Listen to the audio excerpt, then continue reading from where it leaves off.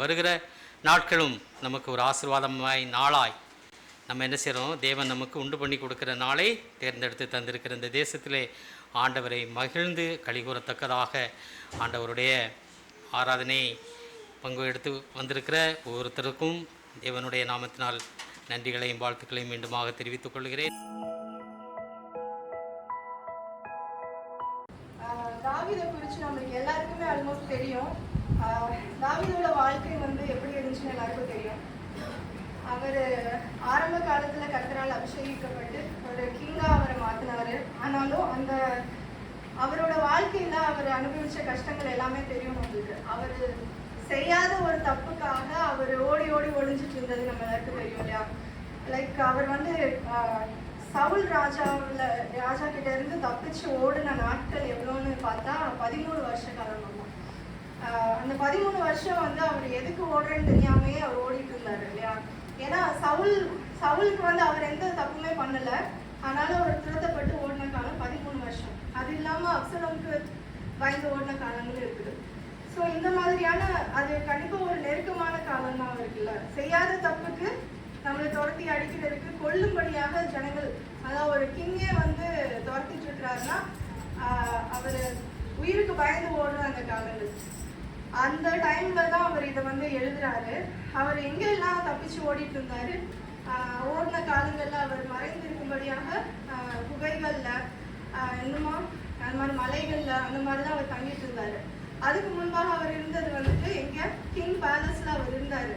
ஆனா செய்யாத தப்புக்காக ஒளிஞ்சது கேவ்ஸ் அந்த மாதிரியான பயங்கரமான இடங்கள்ல அவர் இருக்கும்போது, அப்படியான ஒரு காலகட்டத்துல அவரு கர்த்தரை நோக்கி பார்க்கிறாரு. இதுல அவர் சொல்றாரு, சத்ரு என் ஆத்மாவை தொடர்ந்து என் பிராணனை தரையோட நசுக்கி வெகு காலத்துக்கு முன் மரித்தவர்கள் போல என் இருளில் இருக்க பண்ணுகிறான். அப்போ வெகு காலத்துக்கு முன்பாக மரித்தவர்கள் எங்க இருப்பாங்க? குழியில மண்ணு கீழே இருப்பாங்க. அது எவ்வளவு ஒரு இருளான இடம்னு தெரியும் நம்மளுக்கு. அந்த மாதிரியான ஒரு ஃபீலிங்ல அவர் இருக்கிறாரு இப்போ. ஸோ இருளுக்குள்ள இருக்கிற அந்த ஒரு உணர்வு எப்படி இருக்கும்ல. நம்ம எல்லாருமே அந்த மாதிரி ஒரு ஃபேஸ்ல போயிருக்கோம் லைஃப்ல. அப்படி இல்லைன்னு யாராவது சொல்ல முடியுமா? எல்லாருமே அந்த மாதிரி ஒரு நெருக்கத்துக்குள்ள போன காலங்கள் உண்டு. எதுக்கு இந்த போராட்டம் என் லைஃப்லன்னு தெரியாமலேயே அந்த காலத்தை கடந்த எல்லாருக்கும் இருக்கும்னு நினைக்கிறேன். அந்த மாதிரி ஒரு காலம். அந்த டைம்ல தான் தாவீது என்ன பண்றாருன்னா 5வது வசனத்துல 5வது வசனம் யாராவது ஒருத்தர் வாசிங்க.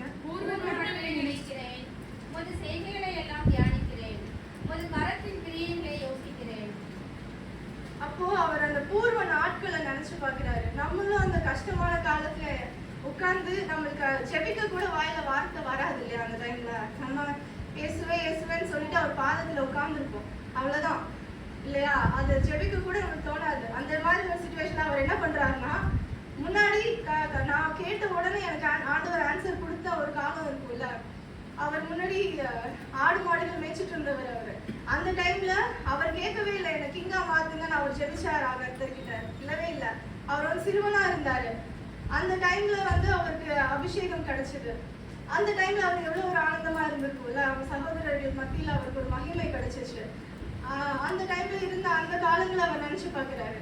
ஸோ நான் சிங்கத்தையும் கரடியையும் ஒரு தனி ஆளா அவர் மேற்கொண்டாரு. அந்த காலங்கள் எல்லாம் நினைச்சு பார்க்கிறாரு. கர்த்தர் என்னோடு இருந்த அந்த காலங்கள், நான் மகிழ்ச்சியா இருந்த காலங்களை அவர் நினைச்சு பார்க்கிறாரு. ஸோ அதுக்கும் இதுக்கு எவ்வளவு ஒரு கான்ட்ரவர்சி இருக்குல்ல. அவர் எவ்வளவு குழிக்குள்ள இருக்கிற அந்த ஒரு ஃபீலிங்ல இருக்கும்போது முற்காலத்துல இருந்ததை நினைச்சு பார்க்கிறாரு. நம்மளும் நினைச்சிருப்போம்னு நினைக்கிறேன். அந்த கஷ்டமான காலங்கள்ல கர்த்தர் இப்ப என் கூட இருந்து என்னை தேற்றினா எப்படி இருக்கும் அப்படின்னு நம்ம நினைப்போம்ல. அந்த ஃபீலிங் அவருக்கு அந்த மாதிரி ஒரு கான்ட்ரவர்சியான நிலைமையில அவர் கர்த்தரை நோக்கி பார்க்கிறாரு. அண்ட் 6வது வசனத்துல அவர் சொல்றாரு, என் கைகளை உமக்கு நேராக விரிக்கிறேன், வறண்ட நிலத்தை போல் என் ஆத்மா உண்மையில் தாகமா இருக்கிறது. வறண்ட நிலத்துல நம்ம தண்ணி ஊற்றும் போது என்ன ஆகும்? எவ்வளவு ஒரு ஆர்வத்தோட தாகத்தோட அந்த தண்ணியை தனக்குள்ள எடுத்துக்கோல. அந்த மாதிரி இப்ப ஒரு வறண்ட நிலமா என் ஆத்மா இருக்குது. ஆவியானவர் என் மேல ஒரு தண்ணீரை போல ஊற்றப்படணுங்கிற அந்த ஒரு ஏக்கத்தோட அவரு கர்த்தரை நோக்கி உட்கார்ந்து இருக்கிறாரு. அந்த மாதிரியான நெருக்கமான ஒரு காலத்துல. அப்போ அந்த டைம்ல தான் அவர் என்ன பண்றாருன்னா, நம்மளுக்கு நம்மளுக்கு இந்த மாதிரி சுச்சுவேஷன்ஸ்லாம் வரும்ல. நம்ம நம்பினவங்க, நம்மளுக்கு நம்ம ஸ்நேகிச்சா ஃப்ரெண்ட்ஸாக இருக்கலாம், நம்ம ரிலேட்டிவ்ஸாக இருக்கலாம், ஈவன் நம்ம ஃபேமிலி மெம்பர்ஸாக கூட இருக்கலாம். நம்மளை வந்து நம்ம என்ன பண்ணோம்னு தெரியாது நம்மளுக்கு, பட் ஸ்டில் டக்குன்னு நம்மளை விட்டு ஒதுங்குவாங்க. அந்த மாதிரியான ஒரு நிலைமையில நம்மளுக்கு என்ன பண்றதுன்னு தெரியாம நான் என்ன ஏசப்பா பண்ணேன், எனக்கு ஏன் இந்த நிலைமை நம்ம உட்காந்துருப்போம்ல, அதே மாதிரி தான் இப்போ நம்ம இருக்கிறோம்னா நம்ம என்ன பண்ணணும்னா, இந்த இடத்துல தாவீது என்ன பண்றாரு, அவர் ஓடிட்டு இருக்கிற அந்த நாட்கள்ல ஒரு பாஸ் எடுக்கிறாரு. ஒரு பாஸ்னா ஒரு ரெஸ்ட் டைம், அது அந்த டைம் ஒரு செசேஷன் பீரியட்னு சொல்லுவாங்கல்ல. ஒரு டாட் வச்சு அந்த இடத்துல ஒரு பாஸ் கொடுக்குறாரு. தன்னோட வாழ்க்கையில ஓடிட்டு இருக்கிற அந்த நாட்கள்ல ஒரு கேப் கொடுக்குறாரு. அந்த கேப்ல என்ன பண்றாருன்னா, உட்கார்ந்து எனக்கு எதுக்கு இது மாதிரி நடக்குது, இது வந்து யார்கிட்ட இருந்து வருது அப்படிங்கிறத ஒரு நிமிஷம் யோசிக்கிறார். அவர் யோசிக்கும் போது, இது கர்த்தர் எனக்கு கொடுத்த காரியமா இல்லைன்னா சத்துரு வந்து என்னை மேற்கொள்ளும்படி வந்த காரியமா அப்படின்னு யோசிக்கிறாரு. ஸோ லைக் தட் நம்மளும் வந்து இந்த காரியம் யார்கிட்ட இருந்து வந்துச்சுங்கிறத உணர்ந்து கொள்ளணும் அந்த இடத்துல. அது வந்து நம்மளுக்கு எப்படி கிடைக்கும், தானா நம்ம யோசிச்சு பார்த்தா கிடைச்சிருமா நம்மளுக்கு? இல்லவே இல்லை. ஏன்னா சத்துரு நம்ம கிட்ட போராடிட்டு இருக்கிற அந்த காலத்துல நம்மளால எதையுமே யோசிக்கவே முடியாது. அவன் மெயினா நம்மள எது அட்டாக் பண்ணுவான்னா, மெயினா மைண்டை தான் அட்டாக் பண்ணுவான். நம்மளால யோசிக்கவே முடியாது, அந்த நேரத்துல ஒரு தெளிவான முடிவு எடுக்க முடியாது. அப்ப ஒரு பாஸ் பண்ணிட்டு, நம்ம வாழ்க்கையில ஒரு பாஸ் பண்ணிட்டு உட்காரணும், கர்த்தரோட பாதத்துல உட்கார்ந்து இது எனக்கு எதுக்கு அப்படின்னு சொல்லுங்கன்னு நம்ம கேட்கும்போது கர்த்தர் நம்மளோட இடைப்பட வல்லவராய் இருக்கிறார். அப்படி கேட்கும்போது நம்மளுக்கு ஆவியானவரை தான் ஃபர்ஸ்ட் அருள்வார் இல்லையா? ஆவியானவர் தான் நம்மளுக்குள்ள வந்து நம்ம சிந்தையாகட்டும், நம்ம எல்லாவற்றையும் அவரால் மட்டும்தான் தேற்ற முடியும். ஒரு தெளிவான முடிவு எடுக்கிறதுக்கு ஆவியானவரால் மட்டும்தான் அந்த முடிவை கொடுக்க முடியும் நம்மளுக்கு. ஸோ நம்ம ஆவியானவரை குறித்து பைபிளில் நம்ம பார்க்கும்போது நிறைய ஆவிகளை குறித்து நம்ம பார்ப்போம். பரிசுத்த ஆவியானவர் எப்படியெல்லாம் வராருன்னா, பலத்தின் ஆவி, அன்பின் ஆவியானவர், தேற்றரவாளனா இருக்கிறாரு, பகுத்தறிவின் ஆவியானவரா இருக்கிறாரு அப்படின்னு. அப்போ நம்ம எந்த சிச்சுவேஷன்ல இருக்கிறோமோ அந்த டைம்ல நம்மளுக்கு எந்த ஆவி தேவைப்படுதோ அப்படியாக ஆவியானவர் நம்மளுக்கு வந்து நம்மளுக்கு உதவி செய்வாரு. இந்த இடத்துல தாவீது கேட்கறது என்னன்னா, 10வது வசனம் யாராவது வாசிங்க. உமக்கு பிரியமானதை செய்ய எனக்கு போதித்தருளும், நீரே என் தேவன், உம்முடைய நல்ல ஆவி என்னை செம்மையான வழியிலே நடத்துவாராக. அப்ப இந்த இடத்துல அவர் என்ன கேட்கிறாருன்னா, உமக்கு பிரியமானதை செய்ய எனக்கு போதித்தருளும். இந்த டைம்ல ஏன் அப்படி கேட்கிறாரு? ஏன்னா அவரே தொய்ந்து போய் குழிக்குள்ள இருக்கிற ஒரு ஃபீலிங்ல இருக்கிறாரு. இந்த டைம்ல அவர் என்ன சொல்றாருன்னா, உங்க பிரியமானதை செய்யறதுக்கு எனக்கு போதிங்க. அவர் ஒரு எக்ஸாமுக்கு போறாரு, ஒரு ப்ரீச்சிங் பண்ண போறாரு, சுவிசேஷம் பண்ண போறாரு. அந்த டைம்ல அவர் ஆண்டவர்கிட்ட கேட்கிறாரு, எனக்கு போதிங்க, நான் என்ன பண்ணணும்னு கேட்டா ஓகே. அவரே வந்து தொய்ந்து போன ஒரு நிலைமையில இருக்கிறாரு. அப்போ நம்ம எல்லாம் அந்த மாதிரி நிலைமையில என்ன கேட்போம்? என்னை விடுதலை கொடுங்க, என்னோட சத்துருக்களை இல்லாம அடிச்சு போடுங்க, அப்படிதான் கேட்போம். அவரு உங்களுக்கு பிரியமானதை செய்ய போதிங்கன்னு கேட்கிறாரு. அப்ப பிரியமானதை செய்ய போதிக்கணும்னா அவருக்கு பகுத்தறிவின் ஆவியானவர் அந்த இடத்துல தேவைப்படுறாரு. அப்போ கர்த்தர் அவருக்கு என்ன கொடுக்குறாங்க? பகுத்தறிவின் ஆவியானவர். அந்த ஆவியை கர்த்தர் கொடுத்தபடினால அவர் தெளிவான ஒரு முடிவு எடுத்தாரு. என்ன? சவுல் வந்து கர்த்தரால அபிஷேகம் பண்ணப்பட்ட ஒரு ராஜா, அதுல எந்த மாற்றமுமே இல்லை. அவரு கர்த்தரால் அபிஷேகம் பண்ணப்பட்டவர். அவருக்கு எதிராக நான் என் கையை ஓங்க கூடாது அப்படின்னு ஒரு தெளிவான ஒரு முடிவு அவரால் எடுக்க முடிஞ்சிச்சு. அப்படின்னா அவர் வந்து இருந்த அந்த மனசுல அந்த ஒரு சிந்தனையுள்ள அந்த ஒரு நெருக்கமான காலத்துல அவரால் அந்த முடிவை எடுக்க முடியுமா? சுயத்துல கண்டிப்பா முடியாது. அவருக்கு அந்த பகுத்தறிவின் ஆவி கர்த்தர் அருளினபடினால என்னதான் பண்ணாலும் நான் சவுலை வந்து என் கையை அவருக்கு ரைஸ் பண்ண மாட்டேன் அப்படின்னு அவரு முடிவெடுக்கிறாரு. அதனாலதான் நம்மளுக்கு தெரியும், அவர் ஓடின காலங்கள்ல சவுல் வந்து தாவீது நினைச்சா சவுலை கொண்டிருக்க முடியும். அந்த மாதிரி சிச்சுவேஷன்ஸ் வந்துச்சு இல்லையா? அவருக்கு தெரியும் எத்தனையோ சிச்சுவேஷன்ஸ் வந்துச்சு. ஆனாலும் அவரோட ஒரு இடத்துல தாவீது அவரோட வஸ்திர ஓரத்தை கட் பண்ணி கூட அவர் காமிப்பாரு, இந்த மாதிரி இடத்துல நீங்க நான் நினைச்சிருந்தா அவங்களை கொண்டிருக்க முடியும் ராஜா, ஆனா நான் பண்ணல அப்படின்னு சொல்லி காமிப்பாரு. அந்த மாதிரி சிச்சுவேஷன்ஸ்லயும் ஒரு தெளிவான புத்தி, தெளிவான முடிவு அவர் எடுக்க முடிஞ்சிச்சு. ஏன் அப்படின்னா பகுத்தறிவின் ஆவி. இந்த பகுத்தறிவின் ஆவியானவர் நம்மளுக்கு கண்டிப்பா இந்த நாள்ல தேவை. ஏன்னா நம்ம ஆல்ரெடி எல்லாருக்கும் தெரியும் கடைசி நாட்கள்ல இருக்கிறோம். பிசாசானவன் யாரை விழுங்கலாமோ என்று கர்ஜிக்கிற சிங்கத்தை போல சுற்றி திரிக்கிறான்னு நமக்கு தெரியும். ஸோ நம்ம லைஃப்ல ஏதாவது ஒரு டிஸ்ட்ராக்ஷன் வரும். நம்ம நினைப்போம் நம்ம பரிசுத்தமா ஓடிக்கிட்டு இருக்கிறோம் அப்படின்னு நினைப்போம். ஆனா அந்த இடத்துல நம்மள குழியில தள்ளுற மாதிரியான ஒரு நிலைமை வரும். அப்படி வருதுன்னா நம்ம அதை உணரணும். பிசாசானவன் இதை கொண்டு வருகிறான், அந்த இடத்துல ஸ்டாப் பண்ணி சுயத்திலையும் நம்ம முடிவெடுக்க முடியாது. இது பிசாசு தான் கொண்டு வந்தான்ட்டு முடிவெடுக்க முடியாது. ஏன்னா யோபுவை நம்ம பார்க்கும்போது அவரோட செயலை நிமித்தம் அவருக்கு அது கொடுக்கப்படலை. கர்த்தர் வந்து அதை அவருக்கு அனுமதிச்சாரு. ஏன்னா இது என்னோட தாசன், முடிஞ்சா தொட்டு பாருன்னு அவர் வந்து சாத்தான் கிட்ட சவால் விடுறதுக்கு ஏதுவாக அவர் யோபு இருந்தபடியால அவர் தைரியமா ஒப்பு கொடுத்தாரு. பண்ணிக்கோ, என்ன வேணா பண்ணிக்கோ, ஜீவனை மட்டும் தொடாதுன்னு அவர் கொடுத்தாரு. அது வந்து கர்த்தரோட நாம மகிமை கண்டு அவர் அனுமதிச்ச காரியம். அப்படியாக கூட நம்ம லைஃப்ல காரியங்கள் வரலாம். நம்ம அந்த இடத்துல விழுந்து போகாது படிக்க எல்லாருக்கும் ஒரே மாதிரி கஷ்டங்கள் தான் வரும் இல்லை. ஒவ்வொருத்தருக்கு அவங்களுடைய நிலைமைக்கு ஏற்ற மாதிரியான பேட்டில்ஸ் கண்டிப்பா வரும். அதை நம்ம எப்படி மேற்கொள்ளணும் அப்படிங்கிறதுக்கு பகுத்தறிவின் ஆவியானவர் நம்மளுக்கு கண்டிப்பாக தேவை. இப்போ இன்கேஸ் நம்ம ஒரு வேலைக்காக ப்ரே பண்ணிட்டு இருக்கிறோம் எக்ஸாம்பிள், அப்போ நம்மளுக்கு ஒரு வேலை கிடைக்குது. அது எப்படின்னா நம்ம நினைச்சதை விட 2 மடங்கு சம்பளம். அப்போ வீட்டுக்கிட்டே இருக்குது, ரொம்ப கம்ஃபர்டபுளான ஜாப். ஆனா காலையில 9 மணிக்கு போனா நைட் 9 மணிக்கு தான் வருவோம். வந்த உடனே சாப்பிட்டு தூங்க தான் டைம் இருக்கும். மறுபடியும் எழுந்துச்சு திருப்பி காலையில போவோம் அப்படின்னா அது கர்த்தர் கொடுத்த வேலையா இருக்க முடியுமா? அது நம்மளுக்கு சில பேருக்கு என்னமா தெரியும், பெரிய பிளெஸிங், ஆண்டவர் நம்மளை ஆசீர்வதிச்சிட்டாரு, சூப்பர் போலாம் இதுல அப்படின்னு சொல்லிட்டு நம்ம முடிவு எடுக்கணுமா? இல்லைன்னா அந்த இடத்துல அந்த டிசைனிங் ஸ்பிரிட் பகுத்தறிவின் ஆவியானவர் நம்மளுக்கு இருக்கும்போது நம்ம முடிவெடுப்போம், இது எனக்கு ப்ரேயர் பண்றதுக்கு டைம் கிடையாது, பைபிள் மெடிடேஷன் பண்றதுக்கு டைம் கிடையாது, இதுல நான் போனா ஃபுல் டே உலகத்துல தான் ஓடிக்கிட்டே இருக்கணும், இதுல ஓவர் டைம் கிடைச்சா இன்னும் ஒரு சந்தோஷம் நம்மளுக்கு, எக்ஸ்ட்ரா காசு கிடைக்க போகுது நம்மளுக்கு அப்படின்ட்டு அந்த நேரத்துல நம்ம ஒரு நிமிஷம் அனலைஸ் பண்ணணும், இது கர்த்தர் கொடுத்ததா இந்த பிளெஸிங். ஏன்னா பிசாசானவன் கர்த்தரை சோதிக்கும் போது என்ன பண்ணா, இந்த உலகம் முழுவதும் என் கையில கொடுக்கப்பட்டிருக்கு, என்ன நீங்க பணிஞ்சுக்கிட்டீங்கன்னா நான் உங்களுக்கு கொடுப்பேன்னு.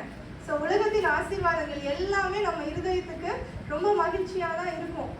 ஆனா அந்த டைம்ல நம்ம யோசிக்கணும், அது பிசாசு கொடுக்கறதா ஆண்டவர் கொடுக்கறதான்னு யோசிச்சு எனக்கு அந்த வேலை வேண்டான்னு நம்ம முடிவெடுக்கும் போது அதே பிளஸிங்கோட அதே 2 மடங்கான சம்பளம் ஒரு குறிப்பிட்ட நேரத்துக்குள்ளே நம்மளுக்கு கிடைக்கிற மாதிரி ஆண்டவர் கொடுக்க வல்லமை உள்ளவர். அந்த டைம்ல நம்ம ஆண்டவரோடையும் டைம் ஸ்பெண்ட் பண்ண முடியும், பைபிள் மெடிடேஷன் பண்ண முடியும், சுவிசேஷமும் அறிவிக்க முடியும். நம்மளோட வேலைகளை கர்த்தருடைய வசனம் சொல்றது போல முதலாவது தேவனுடைய ராஜ்யத்தின் நீதியையும் தேடுங்கள், மற்றது எல்லாமே என்னது ஜஸ்ட் கூட கொசுறு கொடுப்பாங்க. எங்க ஊர்ல ஏதாவது வாங்கணும்னா கூட, இப்போ பால் வாங்குறோம்னா 1 லிட்டர் வாங்குறோம்னா கூட 100 எக்ஸ்ட்ரா ஊற்றுவாங்க. அந்த எக்ஸ்ட்ரா தான் இந்த உலகத்தின் ஆசீர்வாதங்கள் எல்லாமே நம்மளுக்கு. அந்த 1 லிட்டர் பாலில் தான் நம்மளோட கவனம் இருக்கணும். அப்போ அந்த மாதிரியான ஒரு டிசைனிங் ஸ்பிரிட் நம்ம கிட்ட இருக்கும்போது அந்த மாதிரியான முடிவுகளை நம்மளால தெளிவா எடுக்க முடியும். தெளிந்த புத்தியுள்ளவர்களாக காணப்பட இந்த நாள்ல கர்த்தர் நம்மை அழைக்கிறார். ஒரே ஒரு காரியம் மட்டும் நான் ஷேர் பண்றேன். நான் வீடியோல யூடியூப்ல தெரிஞ்சுக்கிட்டது தான். ஒரு விச்சா இருந்தவர், அந்த சூனியம்லாம் பண்ணுவாங்கல்ல, அந்த மாதிரியா இருந்த ஒரு மனுஷன் கர்த்தரால ரட்சிக்கப்பட்டு இப்போ அவரோட சுவிசேஷத்தை அறிவிச்சுட்டு இருக்கிற ஒரு மனுஷன். அவர் வந்து சாட்சியாக சொல்றது என்னன்னா, அவர் வந்து ஒரு கூட்டத்துல இருக்கும்போது ஒரு ஊழியக்காரர் வராரு, ஊழியக்காரர்கிட்ட பேச அவர் அப்ரோச் பண்ணும்போது அவர் சான்ஸ் கிடைக்கல. அதனால அவர் கோவப்பட்டு என்ன பண்ணாருன்னா, இனி இந்த கிறிஸ்டியன்ஸே எனக்கு பிடிக்காதுன்னு முடிவு பண்ணி கிறிஸ்டியன்ஸுக்கு எதிராக தான் வந்து அவர் விச்கிராஃப்டே பண்ணுவாராமா. மெயினா மற்றவங்க வந்து விச்கிராஃப்ட் பண்ணணும்னு சொல்றதை விட ஒரு கிறிஸ்டியனுக்கு எதிராக விச்கிராஃப்ட் பண்ணணும்னு யாராவது வந்தாங்கன்னா அவங்களுக்கு ஃப்ரீ ஆஃப் காஸ்டா பண்ணி கொடுப்பாராமா, நான் பண்றேன் அப்படின்னு சொல்லிட்டு. அப்படி இருந்த ஒரு மனுஷன் அவர் வந்து சாத்தானோட டைரக்டா, இப்ப எப்படி நம்ம ஆவியானவரை நம்ம டைரக்டா பேசுறோம்ல, அது மாதிரி அப்பா பிதாவேன்னு கூப்பிடுற அந்த ஆவி நம்ம கிட்ட இருக்கிறது போல அவர் வந்து சாத்தான டேடின்னு கூப்பிடுவாராம். டைரக்டா சாத்தான இவர் கூட பேசுவாராம். அந்த மாதிரியான ஒரு கனெக்ஷன்ல இருந்த ஒரு மனுஷன் ஒரு நாள் ஒரு கிறிஸ்டியன் வந்துட்டு ஒருத்தர் வந்து இந்த கிறிஸ்டியனுக்கு எதிராக இது விச்கிராஃப்ட் பண்ணணும்னு சொல்லும்போது அவர் சொன்னாராம், ஓகே நான் ஃப்ரீ ஆஃப் காஸ்டாகவே இதை பண்றேன் அப்படின்னு சொல்லிட்டு அவர் அதை பண்ண ட்ரை பண்றாரு. அந்த ஆவியை ஏவ ட்ரை பண்ணிட்டே இருக்கிறாராமா. அவரால் அதை அச்சீவ் பண்ண முடியல. அந்த ஆவி வந்து அந்த கிறிஸ்டியனை தொடவே முடியல.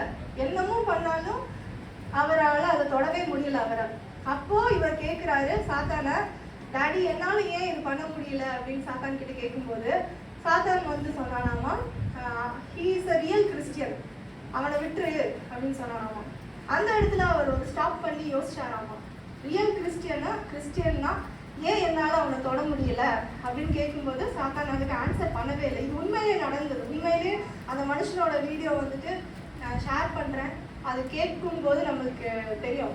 அப்போது நம்ம யோசிக்கணும், are we the real Christians or for namesake கிறிஸ்டியன்ஸாக நம்ம இருக்கிறோமா?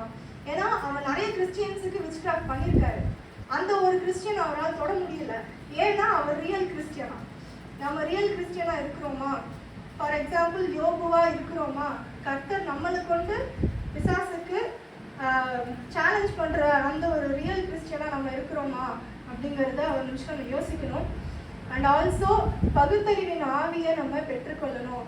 இந்த காலத்தில் பிசாசானவன் சுற்றி திரிகிறான் நமக்கு தெரியும். அவனை எதிர்க்கிறதுக்கு ஃபார் எக்ஸாம்பிள் இப்போ ஒரே ஒரு நான் இந்த லைஃப்பில் என்னை எதுவுமே பிசாசு பண்ணவே முடியாது அந்த ஒரு காரியத்தை தவிர அப்படின்னு ஒரு காரியம் நம்ம லைஃப்ல இருக்கும்ல, கண்டிப்பா இருக்கும். இந்த ஒரு காரியத்துல தான் நான் மீண்டும் மீண்டும் விழுந்துக்கிட்டே இருக்கிறேன் அப்படின்னா அந்த காரியம் நம்ம கிட்ட வரும்போது ஒரு 10 வாட்டி அவனை எதிர்த்து பிசாசு அந்த காரியம் டெம்டேஷன் வரும்போது அவன் இங்க நிக்கிறான்னு நினைச்சிட்டு நீ இயேசுவின் நாமத்துல அவனை கடிந்து அப்புறப்படுத்துறேன்னு ஒரு 10 வாட்டி நீங்க அவனை துரத்துங்களேன், 11வது வாட்டி வர்றதுக்கு அவன் வந்து எத்தனைக்கவே மாட்டான், வெக்கப்பட்டு ஓடி போவான் அவன். ஸோ அந்த பகுத்தறிவின் ஆவியானவரை நம்ம பெற்றுக்கொண்டு இந்த நாளில் இருந்து நம்ம கர்த்தருக்காக ஒரு ரியல் கிறிஸ்டியனா வாழும்படியாக அழைக்கப்படுகிறோம்.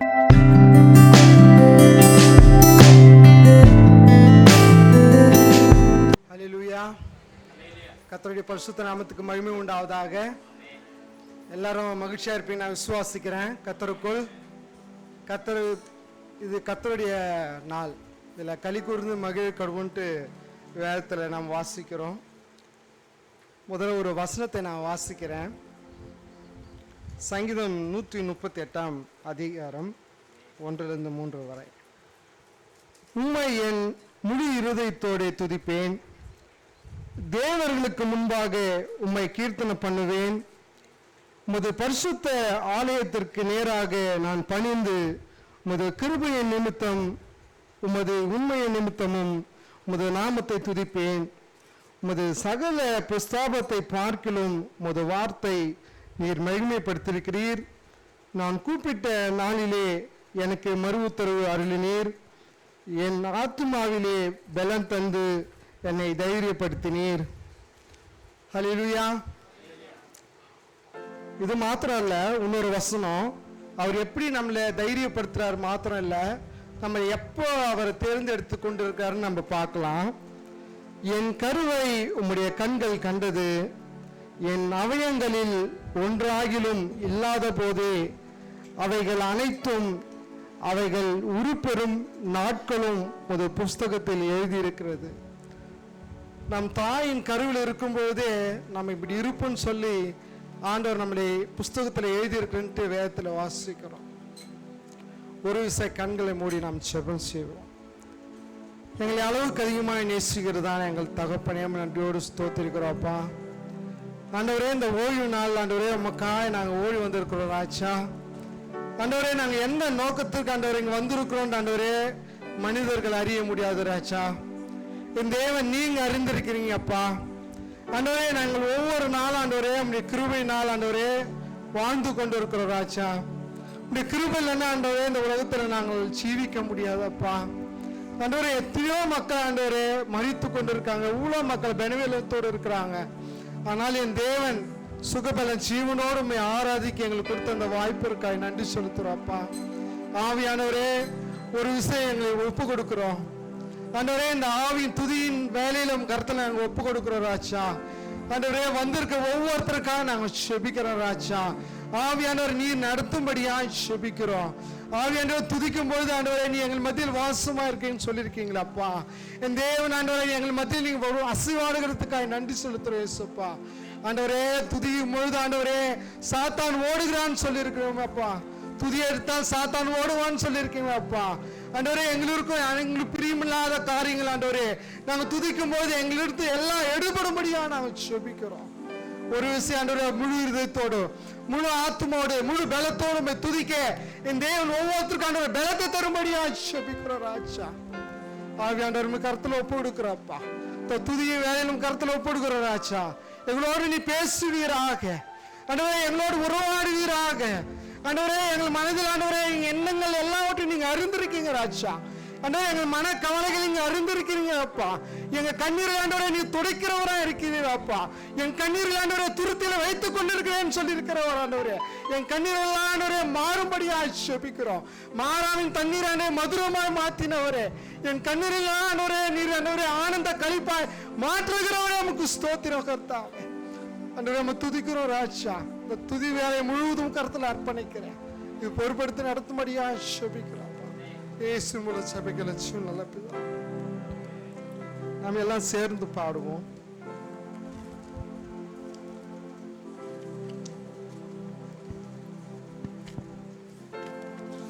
அவர் ஒரு வார்த்தை சொன்னா போதும் எல்லாமே மாறிடும். ஒரு வார்த்தை சொன்னால் போதவே எங்கள் வாழ்க்கை எல்லாம் செழிப்பாகுமே.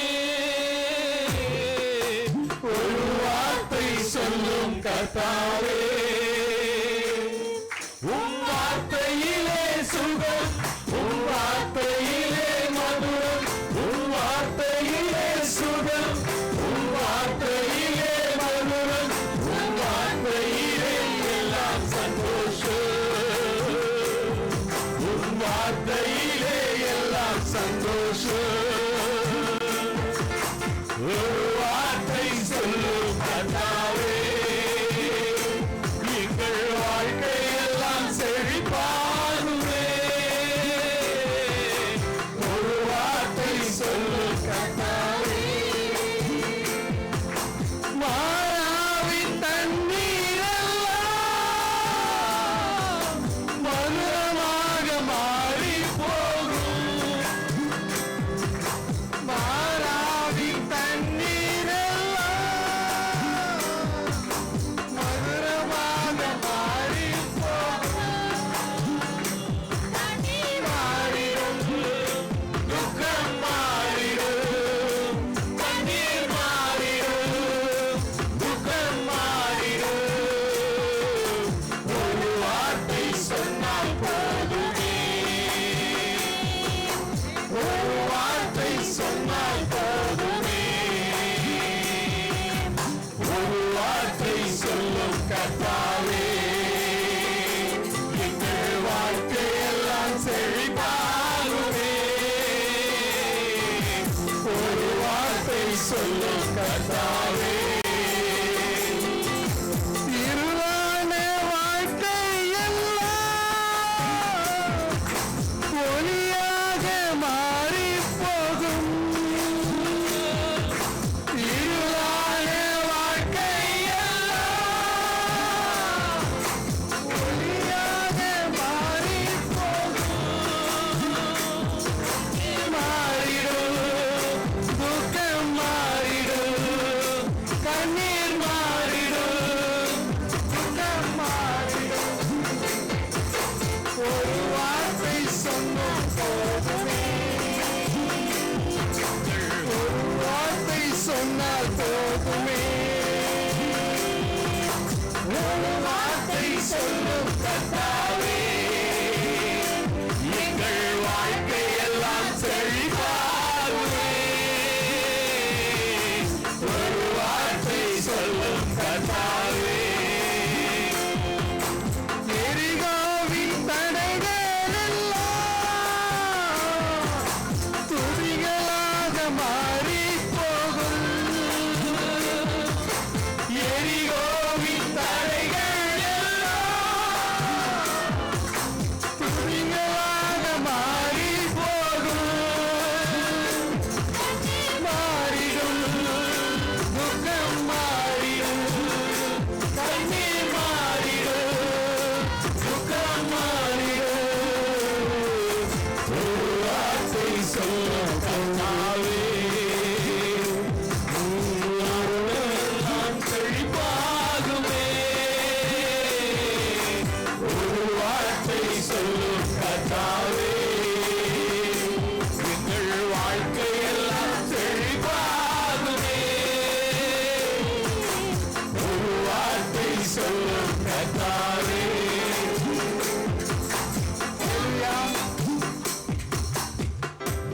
என்ன சொல்றாங்க, ஒரு வார்த்தை சொன்னா போதும் எல்லாமே மாறிடும். சரிங்களா? நம்ம வேதத்துல நிறைய வாசிக்கிறோம், அநேக அற்புதங்கள் ஆண்டவர் ஒரு வார்த்தையில சுகம் கொடுத்திருக்காங்க, அநேக அற்புதம் செய்திருக்காங்க.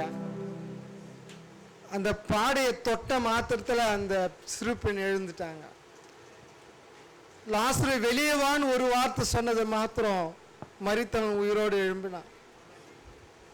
நீ அந்த ஆண்டவர் அந்த குளத்துல போய் நீ கழுவு, கண்களை கழுவுன்னு சொன்னது மாத்திரத்துல அந்த குருடர் கண்கள் திறக்கப்பட்டது.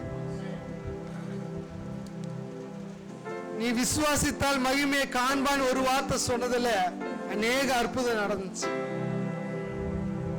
ஆண்டவர் மாத்திரம் அல்ல, ஆண்டவர் மூலமா சொன்ன ஒவ்வொரு மக்களும் சொன்ன அதே மாதிரி மோசே வழி நடத்தின பொழுதும் கூட கர்த்தர் அவர் மூலியமா பேசும்போது அவர் ஒரு வார்த்தை சொன்னா போதும் அது அப்படியே நடந்துச்சு.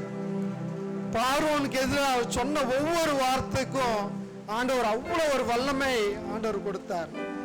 ஆண்டவர் எப்படி இந்த உலகத்தை உண்டாக்குனார், ஒரு வார்த்தை சொன்னதை மாத்திரம் இந்த உலகத்தை படைக்கப்பட்டதுன்னு நம்ம வேதத்தை வாசிக்கிறோம். மனுஷனை மாத்திரம் அவர் சொந்தமாய் அவர் கையால நம்மள விசேஷமா செய்தார். ஆனா அந்த உலகத்துல உண்டாகப்படுவதுன்னு சொன்னா அது உண்டாயிற்று. அந்த வார்த்தை எவ்வளவு வல்லமை உள்ளதுன்னு நம்ம ஒவ்வொருத்தரும் யோசிக்கணும்.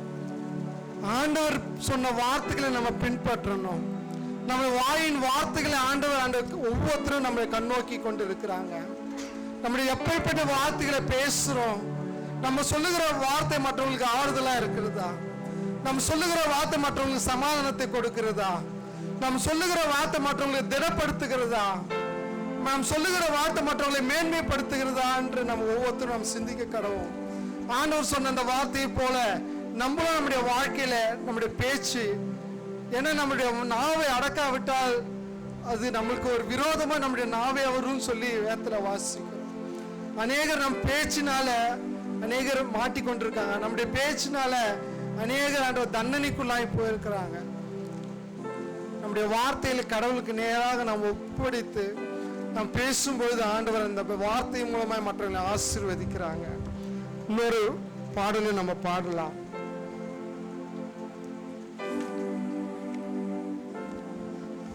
பாட புத்தகத்துல 280வது பாட்டு. இந்த பாடல் மூலமாய் தேவன் நம்மோடு கூட இருக்கிறாங்க. நம்ம துதியின் வேலையில தேவன் தாபரிக்கு நம்ம இடத்துல இருக்காங்கன்னு சொல்லி இந்த பாடல் மூலமா நாம் பாடணும்.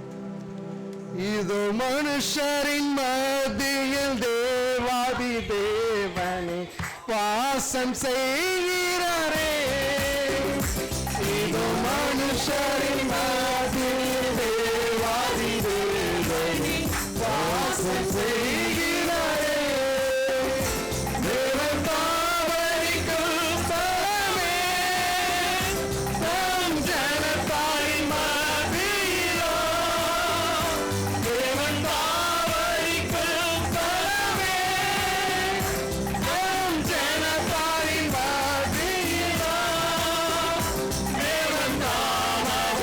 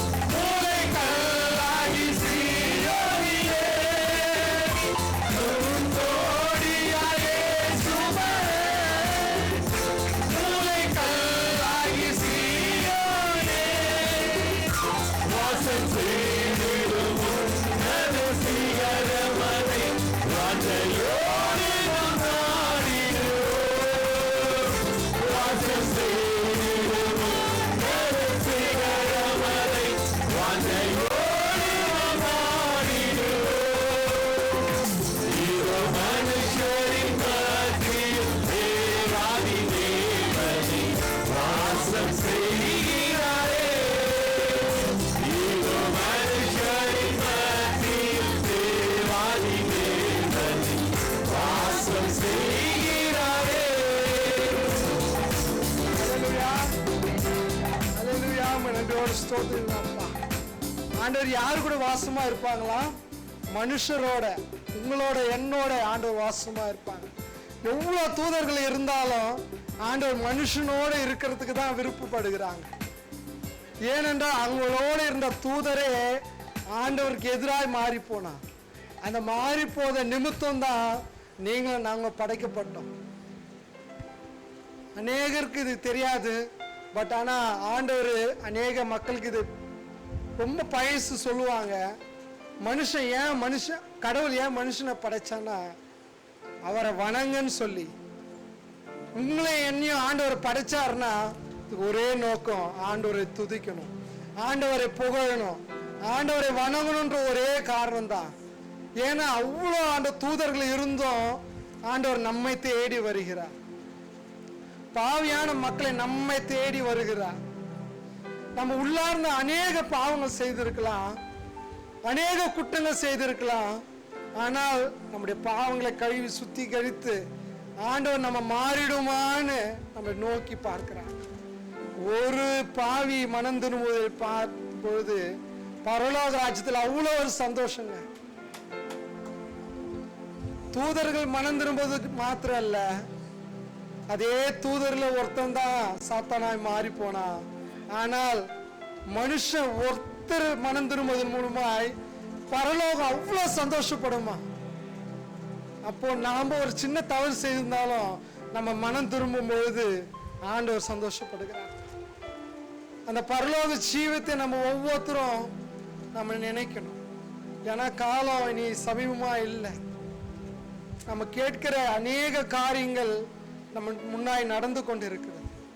வேதத்தினுடைய அநேக தீர்க்க தரிசனங்கள் நிறைவேறி கொண்டே இருக்குது, நிறைவேறிட்டு இன்னும் காலம் செல்லாது. நம்ம இந்த வேதத்தின் படி நடக்கலன்னா நம்ம ஒரு நாள் கேள்விக்குள்ளாக ஆக்கப்படும். ஆண்டவரை நம்ம அறிந்து கொண்டிருக்கோம். நீங்களும் நானும் மற்றவங்களுக்கு போய் சொல்லலைன்னா இந்த சுவிசேஷம் மற்றவங்களுக்கு போகாது. ஆண்டவர் கொடுத்த கட்டளை என்ன வேணாலும் எல்லாருக்குமே தெரியும். சுவிசேஷத்தை அறிவிங்கன்னு சொல்லியிருக்காங்க, ஞானஸ்தானம் கொடுங்கன்னு சொல்லியிருக்காங்க. ஏனென்றால் அநேக அறியாத மக்கள் ஆண்டவரை ஏற்றுக்கொள்ளணும்.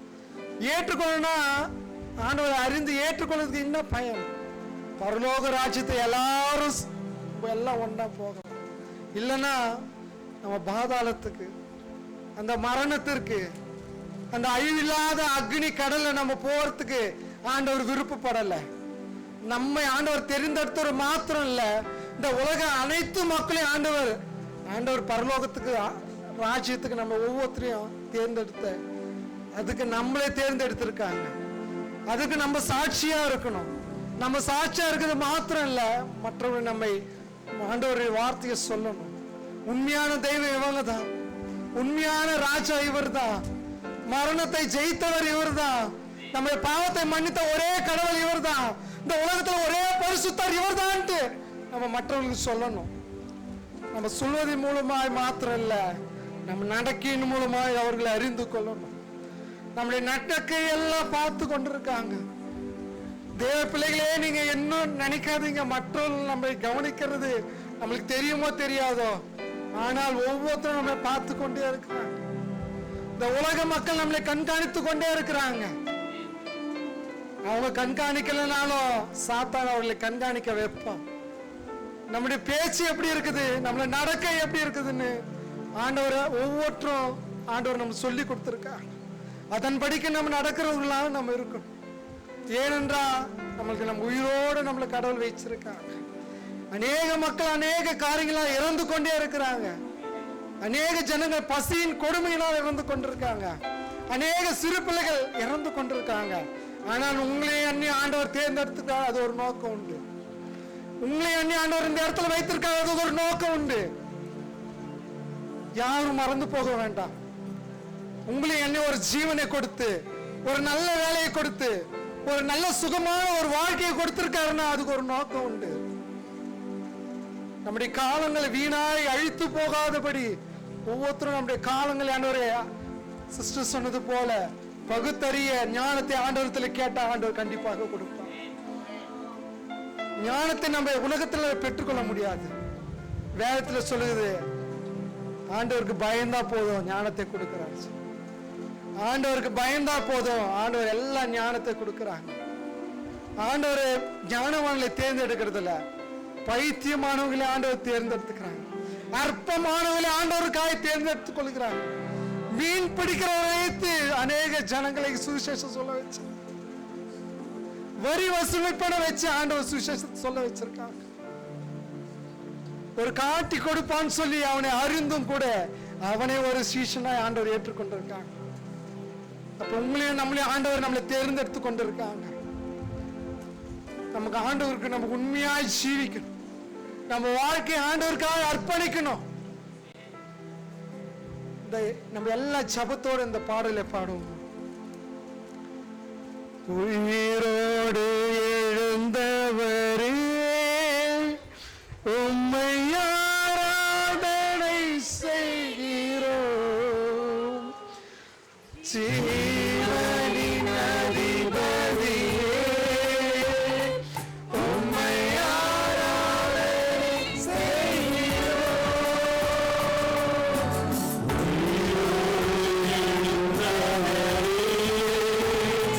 உம்மை ஆராதனை செய்கிறோம்.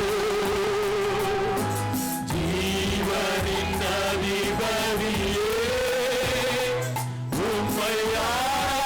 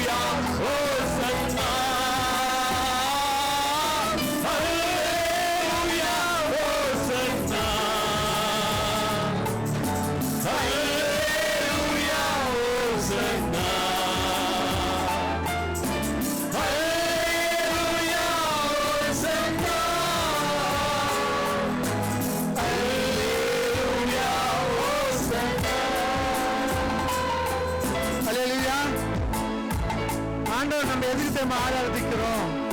அவர் மரணத்தை ஜெயித்தவர். இந்த உலகத்துல அநேக கடவுள் இருக்குன்னு சொல்றாங்க. ஆனால் என் தேவன் மாத்திரம்தான் மரித்திலிருந்து உயிரோடு எழுந்தவர். அது மாத்திரம் இல்ல, அவர் சொன்ன நேரத்துல, அவர் சொன்ன நாள்ல ஆண்டவர் உயிர் தெழுந்தார், ஜெயித்து எழுந்தார். யூத ராஜசிங்கமா எழுந்ததுனால் மாத்திரம் நம்ம அவரோட, ஆண்டவரோட நம்ம துதிக்கிறோம். ஆண்டவர் மரித்தது மாத்திரம் இல்லைங்க, ஆண்டவர் இந்த உயிரோடு நம்மளோட இருக்கிறதுனால மாத்திரம்தான் ஆண்டவரோடு நம்ம நெருங்கி ஜீவிக்கிறோம். உயிரோடு எழுந்தது மாத்திரம் இல்ல, ஆண்டவர் நம்ம இப்பொழுது பரிசுத்த ஆவியாய் ஒவ்வொருத்தர் இடத்திலும் ஆண்டவர் அசைவாடி கொண்டு இருக்கிறார். ஆண்டவர் துதிக்கிற இடத்துல நான் வருவேன்னு சொல்லி இருக்கிறாங்க. ஒவ்வொருத்தர் மீது இறங்குவேன்னு சொல்லி இருக்காங்க. அதே பெந்தேகோஸ்து நாள்ல ஆண்டவர் அந்த மேல் வீட்டுல இறங்கின தேவன் ஒவ்வொருத்தர் மீது இறங்க வல்லமையா இருக்கிறார். நம்ம கேட்டா மாத்திரம் போதும், ஆவியான எங்கள் மீது பொழுந்தவர்களும் கேட்டா மாத்திரம் போதும், ஆண்டவர் ஒவ்வொருத்தர் மீது இறங்க வல்லவரா இருக்கிறார். அவர் அதிசயமானவர்கள், அவர் ஆலோசனை கர்த்தர், அவர் சொல்ல ஆக கட்டளை நிற்கும். அவர் சொல்வது ஒன்று ஆண்டவர் பொய்யானது கிடையாது. ஆண்டவருடைய வார்த்தை சொன்னதுதான். அந்த வார்த்தையின் மூலமாய் அநேகரை உண்டாக்கின தேவன். நாம் நிற்கும் பொழுது அவர் நம்ம எப்படி தேற்றுகிறார் தெரியுங்களா? ஒரு தாயை போல, ஒரு தந்தையை போல நம்ம தேற்றுகிறார் இருக்கிறார். ஒரு தாய் தேற்றுவது போல இந்த உலகத்தில் யாரும் தேற்ற முடியாது. தாயுடைய அன்பை போல எந்த ஒரு அன்பும் கிடையாது. அந்த தாயின் அன்புக்கு உதாரணமா அந்த சாலமன் ராஜாவுடைய நியாய தீர்ப்பு இருந்துச்சு. அந்த நியாய தீர்ப்பு அந்த தாய்க்கு ஒரு அன்பின் அடையாளமா ஆண்டவர் கொடுத்திருக்கிறாங்க. அந்த உண்மையான அன்புனா அது தாயின் அன்புன்னு தான் வேதத்துல சொல்லி. ஆனால் அந்த தாயின் அன்பை காட்டில என் தேவன் நம் மீது அன்பா இருக்கிறார். அது ஒவ்வொருத்தரும் உணரும்படியா நாங்கள் செபிக்கிறோம். தாயை காட்டில ஒரு அன்பா இருக்க முடியும்னால் நம்ம ஆண்டவராய் இயேசு கிறிஸ்து மாத்திரம். இந்த ஒரு 2 சரணம் மாத்திரம் நம்ம பார்க்கலாம். ஒரு தாய் தேற்றுவது போல் என் இயேசு தேற்றுவார். கண்களை மூடி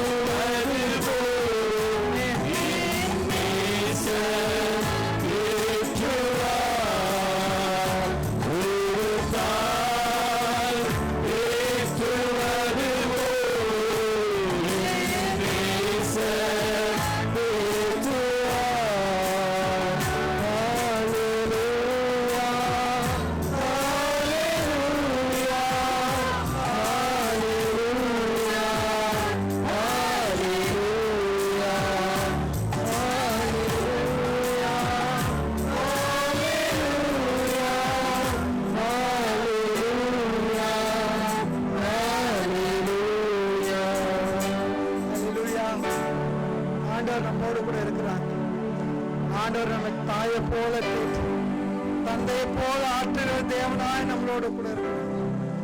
ஒருத்தரும் மறந்து போகாதீங்க. மனிதர் கைவிடலாம், நம் உடன்பிறப்புகள் கைவிடலாம். ஆண்டவர் சொல்ற, தகப்பனும் தாயும் கைவிட்டாலும் நான் உங்களை கைவிட மாட்டேன்னு சொல்ற. அநேகருக்கு அந்த சூழ்நிலை ஏற்பட்டிருக்கலாம். அந்த சூழ்நிலைக்குள்ள போனவங்களுக்கு ஆண்டவர் ஒவ்வொருத்தரும் உணர்ந்திருக்கலாம். தாய் தகப்பன் கைவிட்டா எவ்வளவு ஒரு துக்கம் இருக்குமோ, அந்த துக்கத்துல இருந்து ஆண்டவர் மீட்டெடுக்கும் பொழுது ஒரு பெரிய சந்தோஷம். 10 மாசம் நம் வயிற்றுல இருந்து பெற்றெடுக்கிற தாயை காட்டிலும் நம் மீது அன்பு வைத்திருக்கிற தேவன் அவர். நம்ம வளர்ந்து பெரியவளான பிறகு நம்ம தாய் கூட நம்மளை நேசிக்காம போகலாம். நம்ம ஒரு பாவம் செய்யும் போது அவரை எதிர்த்து பேசும்போது பெற்றோர்கள் நம்மளை கைவிடலாம். நீ என்ன பாவம் செய்தாலும், நீ எந்த பாவ சேற்றில் இருந்தாலும் நம்மளை தூக்கி எடுக்கிற தேவன் நம்மளுக்கு உண்டு. அந்த கெட்ட குமாரன் அநேக பாவங்களை செய்தோம். அவன் மனம் திரும்பி உண்மையாய் மனம் திரும்பி ஆண்டவரோடு வரும்பொழுது ஆண்டவர் அவனை கை தூக்கி எடுக்கிறார். அந்த தாயை அந்த தகப்பனை போல கட்டி அணைக்கிறவராய் ஆண்டவர் நமக்கு ஒவ்வொருத்தருக்கு இருக்கிறார்.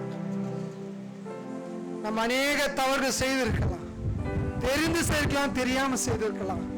ஆனால் ஆண்டவர் எல்லாவற்றையும் அறிந்திருக்கிறவரா இருக்கிறார். ஆனால் அதை மீண்டும் மீண்டுமாய் செய்து ஆண்டவரை கோபப்படுத்தாதபடி ஆண்டவரோடு நெருங்கி ஜீவிக்கும் பொழுது ஆண்டவர் நமக்கு மேன்மையான ஒரு வாழ்வை நமக்கு வைத்திருக்கிறார். ஜாதி மக்களுக்கு இல்லாத ஒரு பெரிய ஸ்லாக்கியம் நமக்கு உண்டு. அந்த நித்திய ஜீவனுடைய பெரிய ஸ்லாக்கியம் நம்மளுக்கு கொடுத்திருக்கிறார். ஆண்டவரோடு சிலுவையில் அறையப்பட்ட அந்த கடைசி நிமிஷத்துல அந்த மனம் திரும்பின அந்த கள்ளன் ஆண்டவருக்கு அவருக்கு ரட்சிப்பு கொடுத்திருக்கிறார். அந்த பரபாஸ் கூட, இந்த பரபாசை விடுவின்னு சொன்னவங்க கூட ஆண்டவராய் மனம் திரும்பி இருக்கிறாங்க, விசுவாசிக்கிறேன். அதே போல நம்முடைய வாழ்க்கை ஆண்டவருக்கு நேராய் ஓட கிருபை தாங்க. நம்ம ஒவ்வொருத்தரும் நம்ம கேட்கும் போது ஆண்டவர் கண்டிப்பாக நம்மளுக்கு கொடுப்பாங்க. ஏன்னா உலகத்தில் நமக்கு அநேக உபத்திரங்கள் உண்டு. திடன் கொள்கை ஏதோ உலகத்தை ஜெயித்தே நமக்கு ஆண்டவர் சொல்லிருக்க. இந்த உலகத்தின் பாடுகள் போதும். இந்த உலகத்திலிருந்து நம்ம பாடுகளிலிருந்து நம்ம தற்காத்து கொள்ள வேண்டும்னா ஆண்டவரோடு நெருங்கி ஜீவித்தால் மாத்திரம் தான் நம்மளால முடியும். ஜீவிக்காதபடி சாத்தான் கொண்டு வர அநேக சோதனையிலிருந்து நம்ம ஆண்டவரத்துல ஜெபிக்கும் பொழுது ஆண்டவர் விடுதலை ஆக்குகிறார். சோதனையிலிருந்து நம்ம தப்பித்துக் கொள்ளனா வீழ்த்திருந்து ஜெபிக்க வேண்டும். ஆண்டவருடைய சீஷர்களுக்கே ஆண்டவர் அப்படி சொல்றாங்கன்னா நாம் எப்படி ஜெபிக்க வேண்டும் நம்ம ஒவ்வொருத்தரும் கட்டுப்பட வேண்டும். ஆண்டவரோடு நெருங்கி வாழும்பொழுது ஆண்டவர் நமக்கு பெரிய அதிசயங்களை அற்புதத்தை நம்ம வாழ்க்கையில நம்ம நிறைவேற்றலாம். கலங்காதே திகையாதே, நான் உன் தேவன் உண்மை விடுதலை ஆக்குவேன்னு சொல்லியிருக்கிறார். ஆபத்து காலத்தில் நான் உன்னோடு இருந்து உண்மை தப்புவிப்பேன்னு சொல்லி இருக்கிறேன்.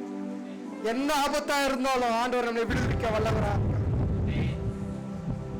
நம்ம ஒரே ஒண்ணு பண்ணா போதும், அவர் ஆண்டவருடைய செவி சாய்ச்சா போதும், ஆண்டவரோடு ஜெபிச்சா போதும், ஆண்டவருடைய கற்பனைகளை கை கொண்டா மாத்திரம் போதும்.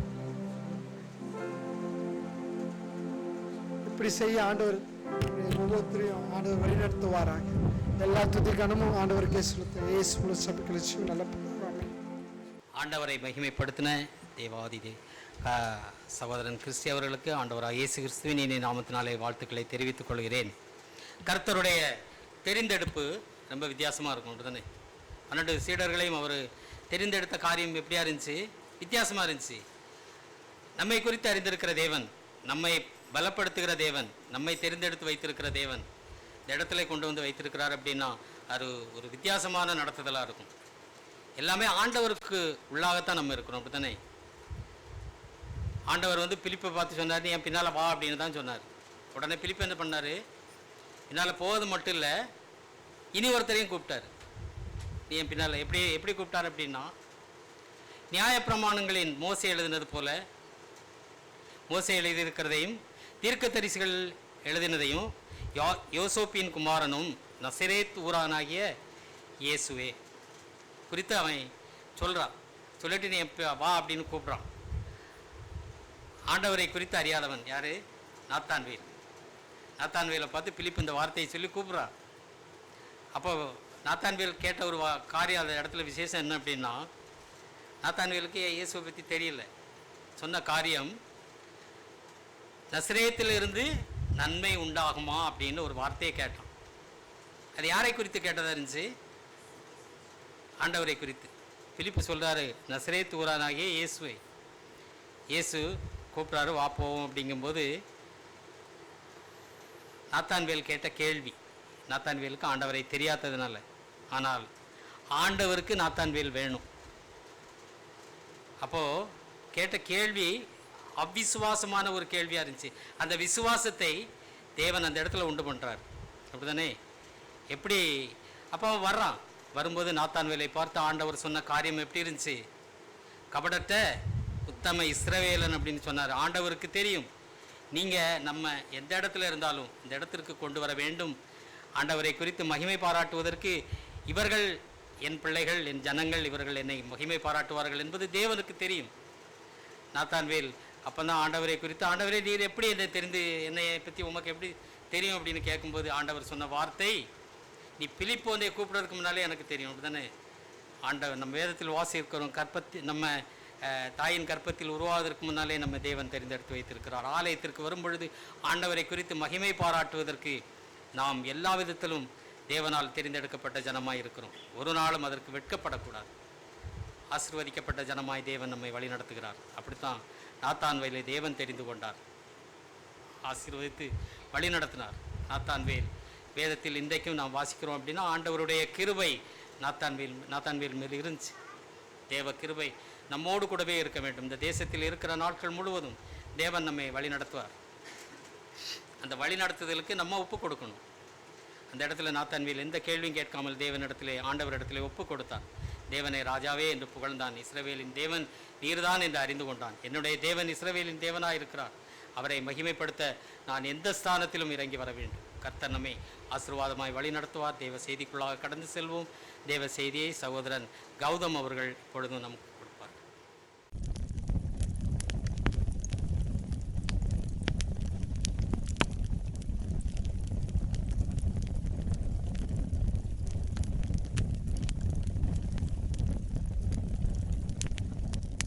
கர்த்தருடைய பரிசுத்த நாமத்துக்கு ஸ்தோத்திரம். இந்த வேலையை, இந்த நேரத்தை கொடுத்த கர்த்தருக்காகவும் சபையாருக்காகவும் நன்றி செலுத்துகிறேன். இன்றைக்கி டாபிக் ஆண்டவர் கொடுத்ததை பேச விரும்பினது, என்கிட்ட இறுதியில் பேசினது டாபிக் வந்து ஃப்ரெண்ட்ஷிப். நம்ம ஃப்ரெண்ட்ஷிப்புன்னு சொல்லும்போது நம்ம மனசில் நிறைய ஒவ்வொருத்தவங்ககிட்ட நம்ம கேட்கும்போது ஒவ்வொருத்தவங்க ஒவ்வொரு விதமாக அவங்க எக்ஸ்பிளைன் பண்ணுவாங்க. நம்ம எல்லாருக்குமே ஃப்ரெண்ட்ஸ் இல்லாதவங்க யாருமே கிடையாது. அட்லீஸ்ட் ஒரு ஃப்ரெண்டாவது இருப்பாங்க. இருக்கிறதுலே மோசமான ஆளாக இருந்தால் கூட நம்மளுக்கு யாராவது ஒரு ஃப்ரெண்டாவது நம்மளுக்கு கிடைப்பாங்க. ஸோ அந்த மாதிரி ஆண்டவர் பேசும்போது அது நிமித்தமாக நிறைய வசனங்கள் கொடுத்தார். அதை குறித்து இன்றைக்கி தியானிக்கலாம். ஃபஸ்ட்டு எடுத்தோன்னே நான் பார்த்தது டிக்ஷனரி எடுத்தேன். ஃப்ரெண்ட்ஷிப்னா என்ன அப்படின்னு சொல்லி படிக்கலான்னு டிக்ஷனரி எடுக்கும்போது அதில் போட்டிருந்தது பர்சன் ஹூ நோ வெல், யார் நல்லா தெரியுமோ, உங்களுக்கு ரொம்ப பிடிச்சவங்கள தான் ஃப்ரெண்ட் அப்படின்னு சொல்லி, who's not your member of your family இல்லாதவங்க, அவங்க தான் அவங்களோட ஃப்ரெண்ட் அப்படின்னு சொல்லி போட்டிருந்தது. அதில் வேடிக்கையான விஷயம் என்னென்னா, இன்னொன்று பழைய நம்ம டிக்ஷனரி எடுத்து பார்த்தோம்னா அது மாத்திரம் தான் இருக்கும், ஒரே ஒரு இது இருக்கும். இப்போ இருக்க டிக்ஷனரி எடுத்து பார்த்தோம்னா நம்மளுக்கு லிஸ்ட் ஆஃப் பீப்புள், நம்ம சோஷியல் மீடியாவில் இருக்கிற லிஸ்ட் ஆஃப் பீப்புள் தான் ஃப்ரெண்ட்ஸு அப்படின்னு சொல்லி போட்டிருந்தது. ஸோ அந்தளவுக்கு டெவலப் ஆகிருக்குது உலகம்.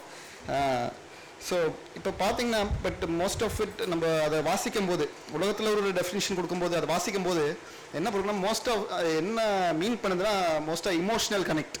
அதாவது நம்ம ஒருத்தவங்களுக்கு பிடிச்சிருக்கு அப்படின்னா அவங்க நம்ம ஃப்ரெண்டு, நம்ம தெரிஞ்சவங்கன்னா அவங்க உடனே அவங்க நம்ம ஃப்ரெண்டு அப்படின்னு சொல்லி ஒரு எக்ஸ்ப்ளனேஷன் வருது. இப்போ நம்ம பைபிள் எடுத்து பார்ப்போம், த டிஃப்ரென்ஸ் கான்ட்ராஸ்ட் எவ்வளோ இருக்குது அப்படின்னு சொல்லி. எடுத்தவங்க வாசிங்க, நீதிமொழிகள் 17:17.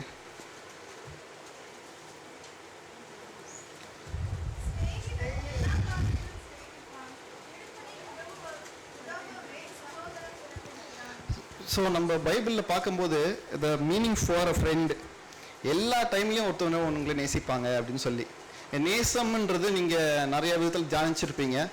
லவ்னு சொல்கிறது பைபிள் பொறுத்த வரைக்கும் இட்ஸ் நாட் அன் இமோஷன்.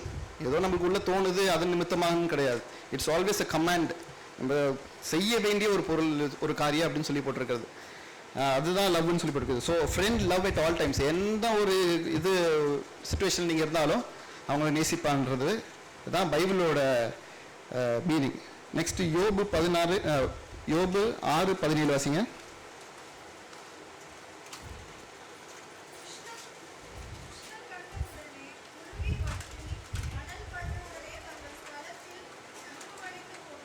இல்லை 6:14.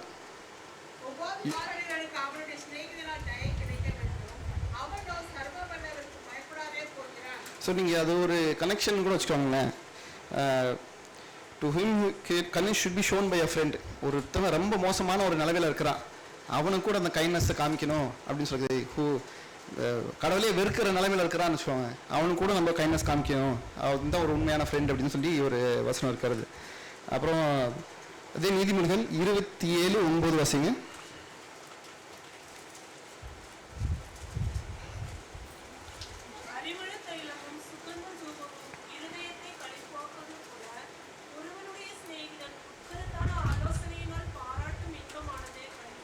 ஒரு நல்ல அட்வைஸ், ஒரு பர்ஃபெக்டான ஒரு நம்ம மோசமான ஒரு நிலைமையில் இருக்கிறோம், அந்த மாதிரி ஒரு நிலைமையில் இருக்கும்போது ஒரு பர்ஃபெக்டான ஒரு அட்வைஸ், ஒரு சரியான வழிகாட்டி அப்படின்றவர் தான் ஒரு ஃப்ரெண்டுன்னு சொல்லி வசனம் சொல்கிறது.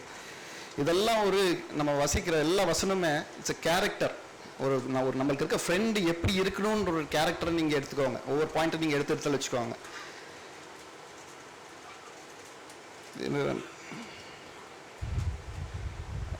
நீதிமொழிகள் 27:6 வாசிங்க.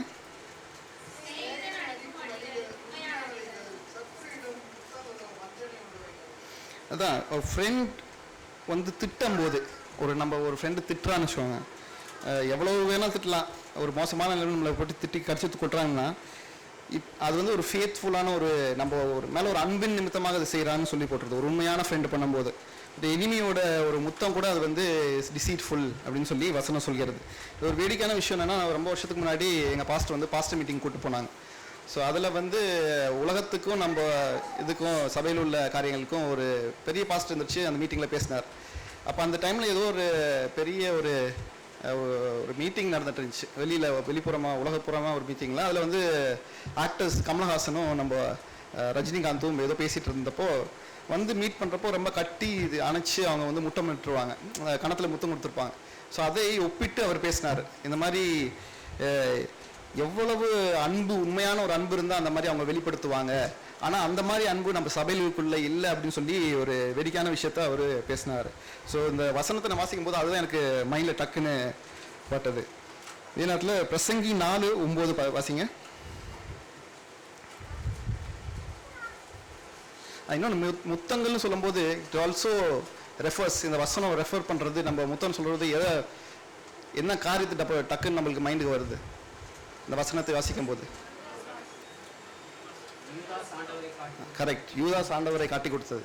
ஸோ அந்த வசனத்தோட அந்த சீனே அதுதான். So it can be both.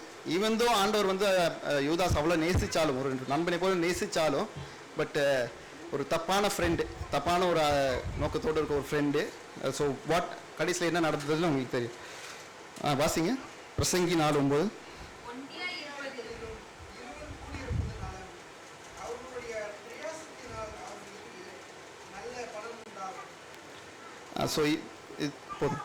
So இது நிமித்தமாக என்ன சொல்கிறது, ஒரு ஃப்ரெண்டாக இருக்கிறவங்க நம்மளுக்கு ஒரு நல்ல ஒரு சப்போர்ட், கிரேட் சப்போர்ட்.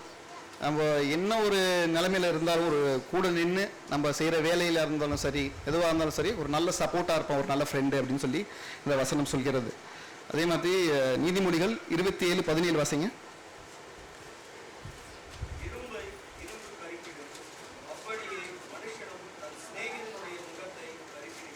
ஸோ அதே மாதிரி நம்ம ஒரு ஸ்நேகிதன், ஒரு நல்ல ஸ்நேகிதன் என்பவன் நம்மளை சரியான பாதையில் நடத்துவனாகவும் அதே நேரத்தில் நம்மளை ஷேப் பண்ணுறவனாகவும் இருக்கான். ஒரு கூர்மையுள்ள ஒரு பட்டயம் மாதிரி, ஒரு சரியான ஒரு எப்படி சொல்கிறது, ஒரு ஷார்ப் அண்ட் மைண்டோட ஒரு சரியான வழியில் போகிறதுக்கான ஒரு ஊண்டுகோலாக ஒரு நல்ல நண்பன் இருப்பான் என்று வசனம் சொல்கிறது. இது நம்ம எல்லாருக்கும் தெரிஞ்ச வசனம், யோவான் 15:13.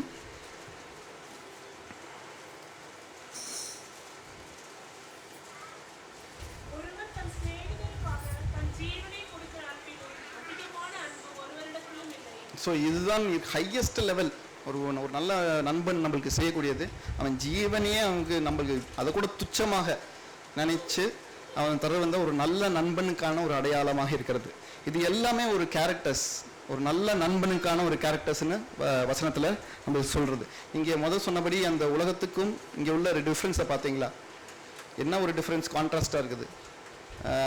ஈவன் தோ இந்த கேரக்டர்ஸை நம்ம ஒரு நல்ல ஃப்ரெண்டுக்கிட்ட உலகம் எதிர்பார்த்தாலும், எந்த அளவுக்கு அந்த ஒரு நல்ல ஃப்ரெண்டாக நம்மளே நம்ம எடுத்துக்கிட்டாலும் எந்த அளவுக்கு நம்ம அந்த லெவலுக்கு நம்ம ரீச் ஆக முடியுது அப்படின்னு நம்மளே நம்ம திங்க் பண்ண வேண்டியதாக இருக்குது. 1 Corinthians 13:4-8 வாசிங்க.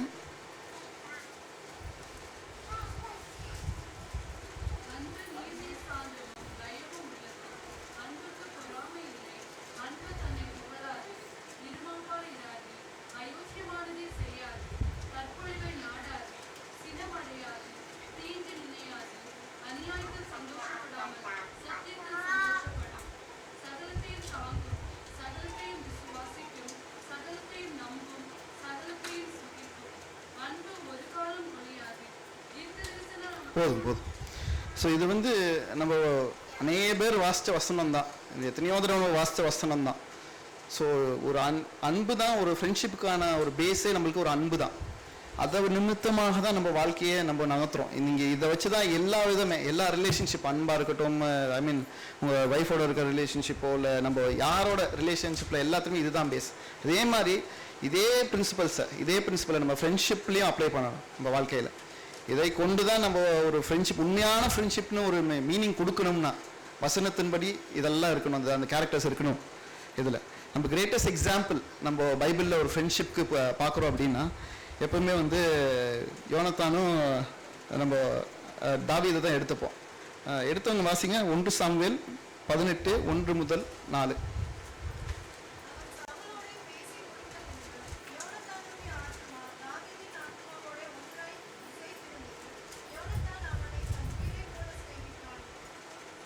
ஸோ நம்ம உயிரை போல ஸ்நேகிதன்னு சொல்லி போட்டுருக்கிறது. ஸோ ஒரு உண்மையான ஃப்ரெண்ட்ஷிப் அப்படின்னா இட் இஸ் அன் எக்ஸாம்பிள். அது முடியுமா அப்படின்னு உள்ள கேள்வி கேட்கும்போது அது முடியுன்றது தான் இந்த வசனம் காமிக்குது. ஒரு உண்மையான ஃப்ரெண்ட்ஷிப் லெவலில் ஒருத்தவங்களுக்கு நம்ம அவன் சாகரம் வரைக்கும் he was a good friend to டேவிட்னு அந்த வசனம் இருக்கிறது. அந்த கதையை வச்சிங்கன்னா உங்களுக்கு புரியும். அவன் சாகர வரைக்குமே he was a very good friend to David. இது போல் யாராவது ஒரு ஃப்ரெண்ட் உங்கள் வாழ்க்கையில் இருந்தால் யூ ஆர் ரியலி பிளெஸ்ட். நம்ம இதெல்லாம் நம்ம பாசிட்டிவான ஒரு ஃப்ரெண்ட்ஸ், நம்ம இந்த மாதிரி ஒரு நல்ல ஃப்ரெண்ட் வாழ்க்கையில் இருந்தால் எப்படி இருந்தால், வசனத்தின்படி இருந்தால் எப்படி நல்லா இருக்குன்னு பார்த்தோம். அதே நேரத்தில் உங்கள் வாழ்க்கையில் எது ஒரு தப்பான ஒரு இன்ஃப்ளூயன்ஸ், தப்பான ஃப்ரெண்ட்ஷிப்ன்றத வசனங்களை நம்ம பார்ப்போம். அடுத்தது நீதிமொழிகள் 16:28.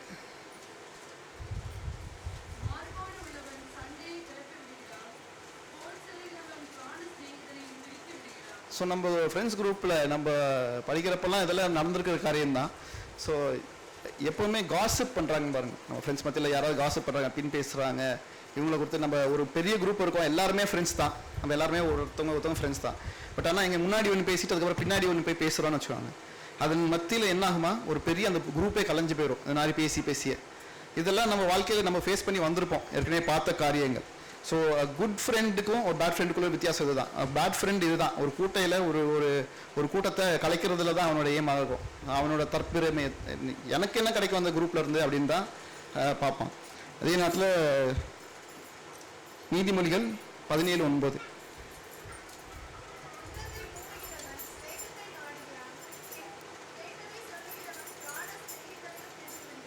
ஸோ ஒரு நம்ம ஃப்ரெண்ட் யாராவது தப்பு பண்ணிட்டாங்கன்னு வச்சுக்கோங்க. அப்போ அந்த நேரத்தில் வந்து அவங்க பண்ண தப்ப ஊரெல்லாம் போய் தமர அடிக்கிறோம் அப்படின்னா அது வந்து இட் இஸ் நாட் ஒரு குட் ஃப்ரெண்டுக்கான ஒரு அழகே கிடையாது. You're not even a friend. கடைசியில் அது என்ன தான் தப்பாக இருந்தாலும் அவனை திருத்த தான் பார்க்கணுமே தவிர it is very wrong thing. ஒரு தப்பான காரியம் போய் அவங்கள பற்றி பின்னாடி தப்பாக சொல்கிறது அதெல்லாம் is a very bad thing. It's not a right ஃப்ரெண்டுன்னு அப்படின்னு சொல்லி வசனம் சொல்கிறது. இதே நேரத்தில் நீதிமொழிகள் 18:24 வாசிங்க.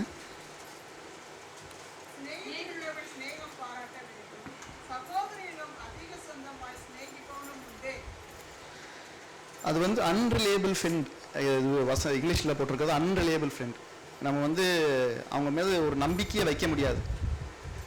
அதில் ஏதாவது ஒரு நம்பி ஒன்று இறங்க முடியாதுன்னு வச்சுக்கோங்களேன்.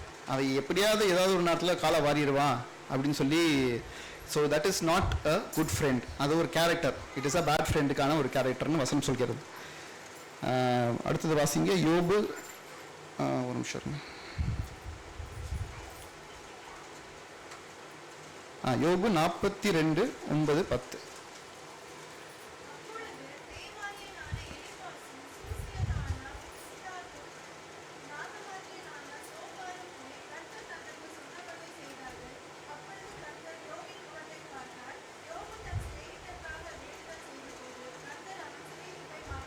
இந்த இடத்துல நான் வாசிக்கிறோம், யோபு வந்து ஃப்ரெண்ட்ஸ்க்காக ப்ரே பண்ணாங்க, அதுக்கப்புறம் சிறையிருப்பை மாற்றுறாங்க அப்படின்னு தான் அந்த வசனம் சொல்லிடுறது. என்ன தப்பு பண்ணாங்க ஆக்சுவலாக அவங்க வந்து இந்த நிலைமைக்கு வர்றதுக்கு? ஸோ அந்த நேரத்தில் வந்து நீங்கள் இப்போ நம்ம வாசித்த வசனங்களில் பார்த்துருக்கலாம். நீங்கள் ஒரு ஒரு நல்ல நண்பன் எப்படி இருக்கணும் அப்படின்ற வசனத்தில் நீங்கள் வாசித்தப்போ அதுக்கான கேரக்டர்ஸில் வந்து நிறைய தி லாக்ட். ஆண்டவரே சொல்லுவார், நீங்கள் வந்து அவனை வந்து தூக்கிறதுக்கு பதிலாக என்ன பண்ணாங்க, அவனை மட்டன் ஸ்கான்ஃபுல்னு ஒரு வார்த்தை இருக்கும் இங்கிலீஷில், ஸ்கான்ஃபுல். அதாவது மட்டம் தட்டுற மாதிரி. நான் மட்டம் தட்டி பேசின நிமித்தமாக, அதன் நிமித்தமாக தான் ஆண்டவர் சொல்லியிருப்பார் நீங்கள் பண்ண தப்பு வந்து இது அப்படின்னு. நம்ம புதிய ஏற்பாடில் பார்த்தோம்னா ஜேம்ஸ் யாக்கோபு 4:11-12 எடுத்து வாசிங்க.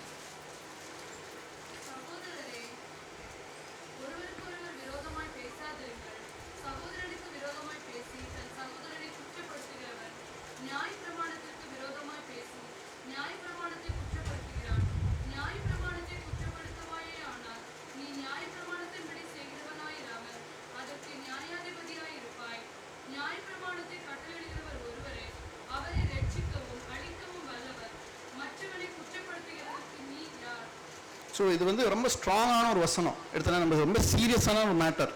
அது பார்க்கறதுக்கு ஏதோ ரொம்ப ரொம்ப சாதாரண விஷயம் தான். ஏன் அவ்வளோ தூரம் அவர் சும்மா அவனை பற்றி மட்டன் பேசினதுக்காக ஆண்டவர் கோவப்பட்டார் அப்படின்னு சொல்லி நம்ம நினச்சிட்டு இருக்கோம். But it is very serious matter. ஏன்னா அந்த இடத்துல இந்த வசனத்தை வாசிக்கும் போது தான் நம்மளுக்கு புரியுது, they are replacing God. God தான் அந்த இடத்துல ஜட்ஜாக இருக்கணும். எல்லாரையும் ஜட்ஜ் பண்ணுறதுக்கு, அவங்கள பற்றி மட்டன் தட்டி பேசுகிறதா இருந்தாலும் அதுவாக இருந்தாலும் ஆண்டவர் தான் பண்ணணும். நம்ம யாரையாவது மட்டன் தட்டி பேசுகிறோம், நம்ம ஃப்ரெண்ட்ஸை பேசுகிறோன்னு வச்சுக்கோங்க, it is something like replacing gods. அவரோட வேலையை நம்ம ரீப்ளேஸ் பண்ணுறோன்னு போட்டிருக்கு. அந்தளவுக்கு ஒரு சீரியஸான ஒரு விஷயம். So that is the reason அந்த இடத்துல வந்து யோபோட ஃப்ரெண்ட் மீது ஆண்டவர் கோபப்பட்டார்.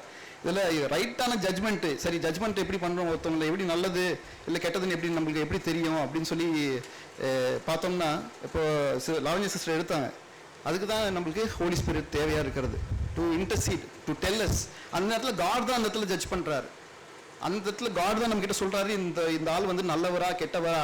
அந்த ஹோலி ஸ்பிரிட்டுக்கு தான் தெரியும் ஒருத்தவர் வந்து கெட்டவரா நல்லவரான்னு. அவங்க கேரக்டர்ஸ், அவங்க வெளிப்புறமா எப்படி வேணா இருக்கலாம், ஒருத்தவங்க வேற மாதிரி, அவங்க பிஹேவியர் வேற மாதிரி இருக்கலாம், அதெல்லாம். பட் உள்ளான மனுஷனோ முகத்தை பார்க்குறான், ஆண்டவர் இருதயத்தை பார்க்குறாரு. ஸோ அந்த இருதயத்தை பார்க்குறது ஆண்டவர் தான் பார்த்து ஒரு மனுஷனோட உண்மையான கேரக்டர் என்ன அப்படின்னு அவருக்கு நம்மளுக்கு வெளிப்படுத்த முடியும். அதுக்கு தான் நம்மளுக்கு ஹோலி ஸ்பிரிட் வந்து ரொம்ப இம்பார்ட்டண்ட்டாக தேவைப்படுகிறார். நம்ம 1 கொரிந்தியர் 11:31 வாசிங்க.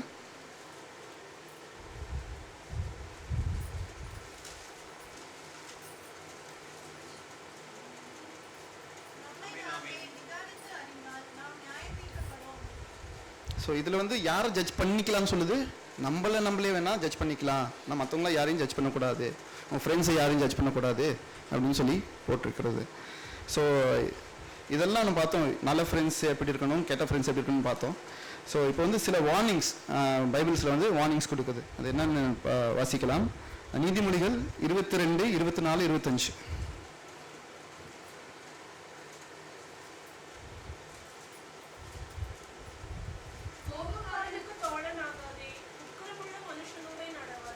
ஸோ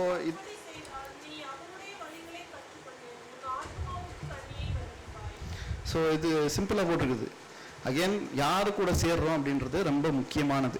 உன் ஃப்ரெண்ட்ஸ் யாரு, நம்ம ஃப்ரெண்ட்ஸ் யாரு அப்படின்னு சொல்றது ரொம்ப முக்கியமானது. நம்ம யார் கூட சேர்றோமோ அவங்கள மாதிரியே மாறிடுவோம் அப்படின்னு சொல்லி போட்டுருது. ஒரு ஆங்கராக இருக்கட்டும், என்ன வேணா இருக்கட்டும், ஜஸ்ட் ஆங்கர் நீங்கள் மென்ஷன் பண்ணியிருக்குன்னு வச்சுக்கோங்க. நீங்கள் எந்த குரூப்போட சேர்றீங்களோ கடைசியில் அது மாதிரி தான் ஆயிடுவீங்க. ஸோ அதுதான் இந்த வசனம் சொல்கிறது. It's a warning from the Lord. And இன்னொன்று வாசிக்கலாம், 1 கொரிந்தியர் 15:33. மோசம் போகாதிருங்கள்.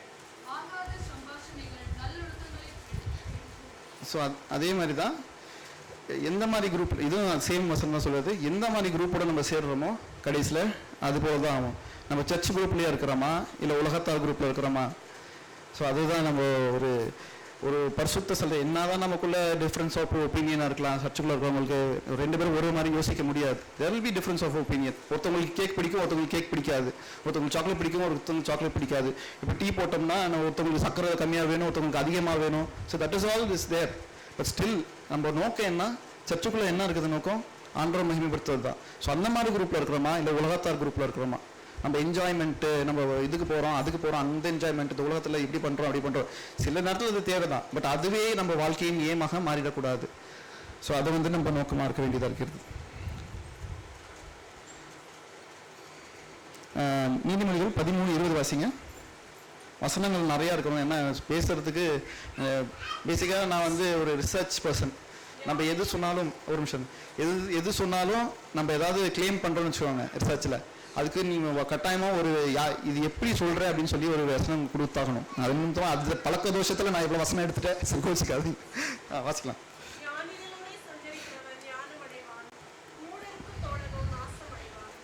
ஸோ இது சேம், என்ன மாதிரி நம்ம கம்பேனியனை சூஸ் பண்ணுறோம் அப்படின்னு சொல்லி இந்த வசனங்கள் சொல்கிறது. நீதிமொழிகள் 12:26 தான் வாசிச்சோமா?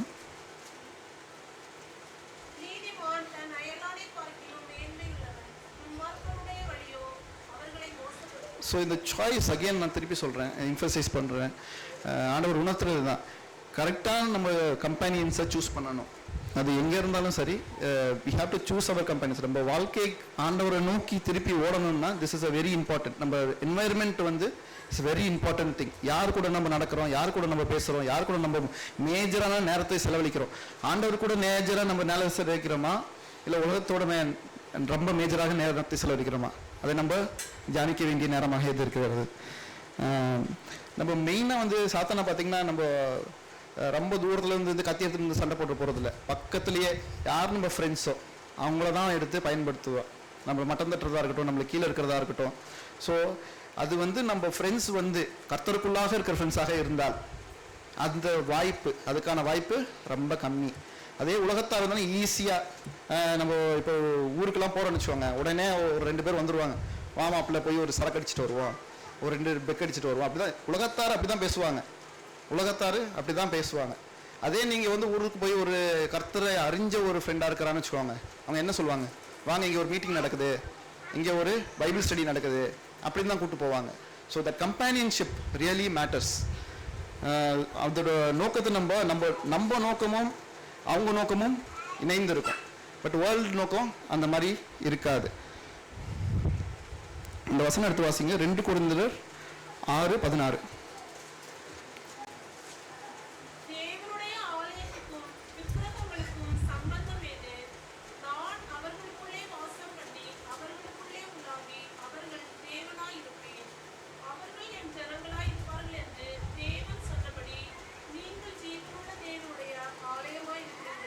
ஸோ இது நம்ம ஏன் அது ஜாயின் பண்ணக்கூடாது? இப்போ சில பேராக சொல்லுவாங்க, நான் அவங்க கூட போவேன், நான் அவங்க கூட இருப்பேன், ஆனால் அவங்க செய்கிறதெல்லாம் நான் செய்யவே மாட்டேன், ஏன்னா நான் குடிக்க மாட்டேன் அப்படின்லாம் நம்ம நிறைய பேர் சொல்லுவாங்க. பட் அங்கே ஒரு டிஃப்ரென்ஸ் இருக்குது. We are carrying a living God inside us. நமக்குள்ளாக ஆண்டவர் வாழ்கிறார், பரிசுத்த ஆவியானவர் வாழ்கிறார். அவரை கூட்டு போய் ஒரு தப்பான இடத்துல ஒரு பாரில் உட்கார முடியுமா?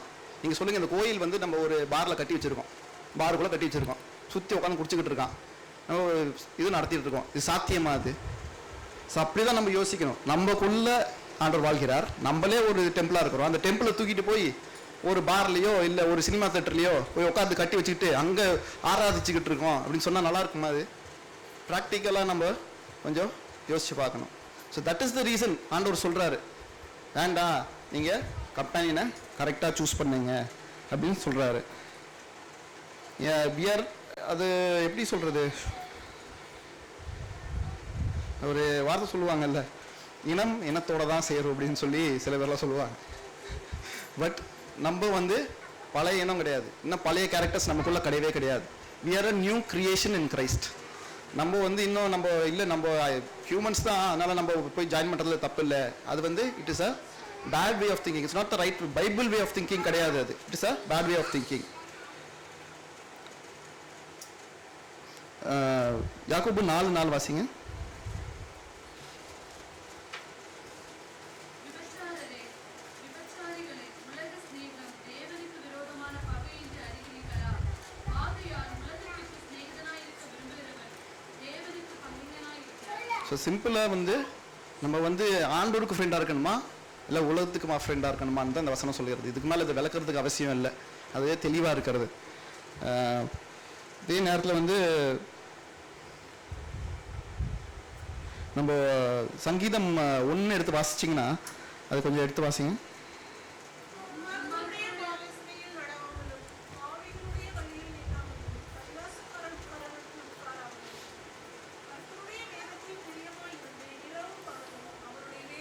போதும் சிஸ்டர்.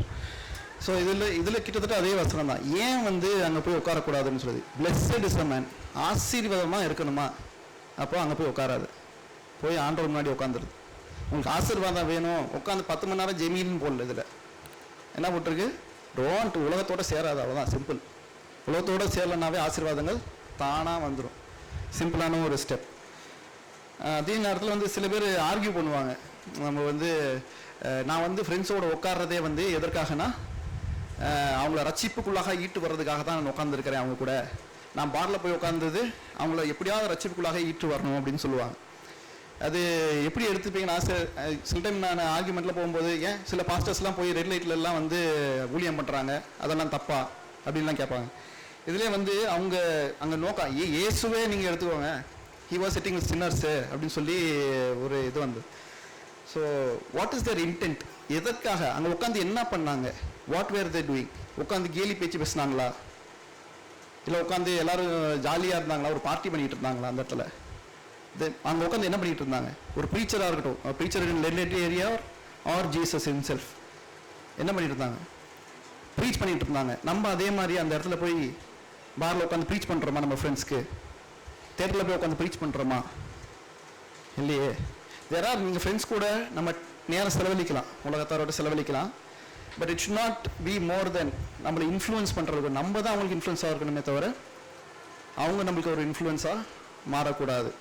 ஸோ திஸ் ஆல், இது எப்படி நம்ம ஃப்ரெண்ட்ஸோட பழகிறது, உலகத்தாரோட எப்படி பழகிறது, it should be led by the Holy Spirit. அந்த டிசைனிங் ஸ்பிரிட்னு எதுக்கு சொல்கிறாங்க? அவர் தான் சொல்லுவார் நம்மளுக்கு யாரோட பழகணும், யாரோட பழகக்கூடாது. அவங்க வெளிப்புறமாக எப்படி வேணால் இருக்கலாம் ஆளுங்க, பட் உள்ளே என்ன இருக்குன்றது ஆண்டவருக்கு மாத்திரம் தான் தெரியும், பிரியத்துக்கு ஆண்டவருக்கு தான் தெரியும். ஸோ ஒவ்வொரு நாளும் நம்மளுக்குள்ளாக இருக்கிறாரு, நம்ம தான் நம்ம டெம்பிள் இருக்கிறாரு, உள்ளே இருக்கிறார். அவரை கேட்டு தெரிஞ்சுக்கிறது தான் நம்மளோட வேலையை. அதுக்கான நேரம் கொடுத்தாவே நம்மளுக்கு போதும், அவர் சொல்கிறபடி செஞ்சாவே போதும். It is not very complicated. சில டைம் நம்மளுக்கு உள்ள மனசுக்கு ரீதியமாக கஷ்டமாக வரும். அது கொஞ்ச நாளைக்கு நம்ம ஆண்டவரோட பேசுறது வந்து கொஞ்சம் கஷ்டமாக இருக்கும். இதெல்லாம் பார்ட் ஆஃப் லைஃப். நீங்கள் பெரிய பெரிய பாஸ்டர்ஸ் கேட்டாலும் கூட சில டைம் ஆண்டவர் பேசவே மாட்டாருன்னு ஒரு காலங்கள்லாம் இருக்கும். ஸோ அந்த time is just waiting period. அடுத்து பேசுகிற வரைக்கும் முன்னாடி என்ன சொன்னாரோ அதை செய்யுங்கன்னு தான் சொல்லுவாங்க. லாஸ்ட் அவங்க கிட்ட ஆண்டவர் என்ன செய்ய சொன்னாரோ அதை செஞ்சுக்கிட்டே இருங்க அப்படின்னு சொல்லுவாங்க. ஸோ அ குட் ஃப்ரெண்ட் அப்படின்றது வந்து இட்ஸ் அ பிளெஸ்ஸிங் நம்ம எல்லார் வாழ்க்கையிலுமே. நம்ம இங்கே சர்ச்சில் இருக்கவங்க இல்லை ஒருத்தவங்களுக்கு we have a different of opinion இருக்குது. பட் இருந்தாலும் ஒரு நல்ல ஒரு friends we have God. So அதை தக்க வைத்துக் கொள்ளணும்.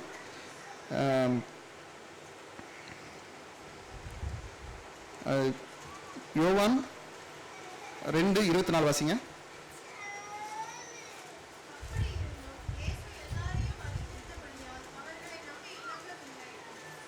ஸோ அவங்க ஆண்டவருக்கு தெரிஞ்சது என்னதான் நம்ம பழகும்போது, அந்த வசனம் அதான் சொல்லுது, என்னதான் நம்ம மற்றவங்களோட பார்த்தாங்க டிசைபிள்ஸ் ஆண்டவர் பழகும்போது he knew the weakness of a human heart. ஒரு மனுஷனோட இதயத்தோட வீக்னஸாக அவர் அறிந்திருந்தார். அதுக்கேற்ற மாதிரி தான் அவர் பழகினார். நம்மளும் அதே போல தான் நம்ம ரிஃப்ளெக்ட் பண்ணணும். ஹவு ஒருத்தவங்களோட பழகும்போது வி ஷுட் அண்டர்ஸ்டாண்ட், என்னதான் நம்ம அவங்க இதாக இருந்தாலும் there is a human side too, ஒவ்வொரு மனுஷனுக்குள்ளாகவும் ஒரு ஹியூமன் சைடு இருக்குது அப்படின்னு சொல்லி ஆண்டவர் அந்த இடத்துல கிளியராக சொல்கிறார். இந்த வேலையில் நிறைய பேர் நம்ம ஃப்ரெண்ட்ஸோட போயிருப்போம், வெளியே போயிருப்போம். நம்ம கூட இந்த நீங்கள் வசனம் வாசித்தோம், இப்போ எல்லா வசனமும் வாசித்தோம், நீங்கள் உங்களுக்குள்ளேயே நீங்கள் சொல்லலாம், இது அசஸ்மெண்ட் டைம்.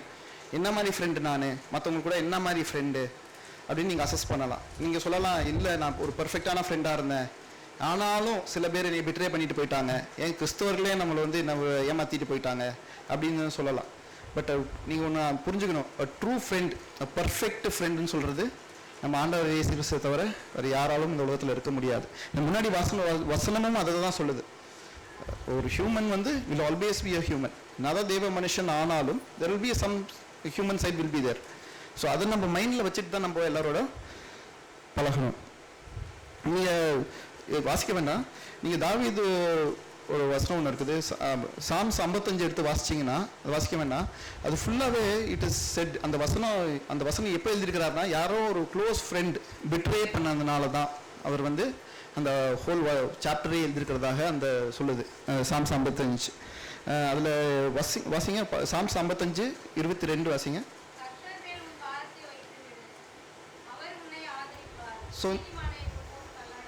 ஸோ நீங்கள் இந்த நேரத்தில் அந்த மாதிரி யாராவது உங்கள் ஃப்ரெண்டு யாராவது உங்களை ஹர்ட் பண்ணியிருக்கிறாங்க, என்னை வேதனைப்படுத்திருக்காங்க, கிறிஸ்துவராகவே இருக்கட்டும் என்னை வேதனைப்படுத்திருக்காங்க அப்படின்னா அந்த வசனம் சொல்லுது, caste all your burdens on Christ. நீங்கள் என்ன வேதனையில் இருந்தாலும் சரி, என்ன ஒரு மன கஷ்டத்தில் இருந்தாலும், ஃப்ரெண்ட்ஷிப்னால இல்லை ரிலேஷன்ஷிப்னால இருந்தாலும், cast all your burdens on Christ. அவர் சரி செய்ய முடியாத காரியம் இந்த உலகத்தில் எதுவுமே இல்லை அப்படின்னு அந்த வசனம் நமக்கு சொல்கிறது. இங்கே அதான் நம்ம யூதாஸே, அவர் அவ்வளோ நேசத்தை யூதாஸே அவர் பிட்ரே பண்ணிட்டு போனார், ஏசப்பாவை பிட்ரே பண்ணி போனார். ஸோ எந்த மாதிரி ஒரு வேதனையில் இருந்திருப்பார். நம்ம நேசிக்கிறத விட, ஒரு மனுஷனை நேசிக்கிறத விட, நம்ம ஃப்ரெண்டை நேசிக்கிறத விட பல மடங்கு ஆண்டவர் அவங்கள நேசிச்சிருப்பாங்க. அப்போ எந்த மாதிரி ஒரு வேதனையில் இருந்திருப்பார். ஸோ நம்ம போய் வெளியாள்கிட்ட நம்ம யாராவது நம்ம திட்டிட்டு போயிட்டாங்க இல்லை நம்மளை வேதனைப்படுத்திட்டு போயிட்டாங்கன்னா நம்ம மற்ற ஃப்ரெண்ட்ஸ் கிட்ட போய் சொல்லணும்னு அவசியம் கிடையாது. ஒரு உண்மையாகவே நம்மளை அண்டர்ஸ்டாண்ட் பண்ணி கூட ஒரே ஆள் யார், நம்ம ஆண்டவராகிய இயேசு கிறிஸ்து மாத்திரம் தான் இருக்கிறார். ஏன்னா ஹீ வென்ட் த்ரூ, அவர் போகாத ஒரு ட்ரையல்ஸே கிடையாதுன்னு வசனம் சொல்கிறது. எல்லாத்துலேயுமாக போயிருக்கிறார், எல்லா வேதனையும் அனுபவிச்சிருக்கிறார். ஸோ அதை மனசில் நம்ம உணர்ந்து கொண்டு ஆண்டவரை தேடுவர்களாக இருக்கலாம். இங்கே எடுத்தவங்க வாசிங்க,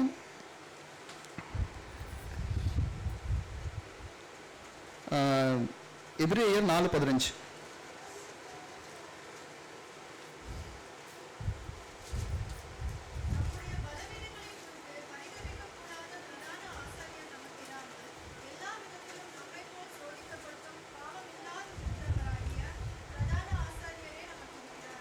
ஸோ அதில் கிளியராக இருக்குது. ஏன்னா அவர் தான் நம்மளுக்கு ஒரு பெரிய ஒரு ஊன்றுகோலாக இருக்கிறார். அதே நேரத்தில் ஐசாயா 53:3 வாசிங்க.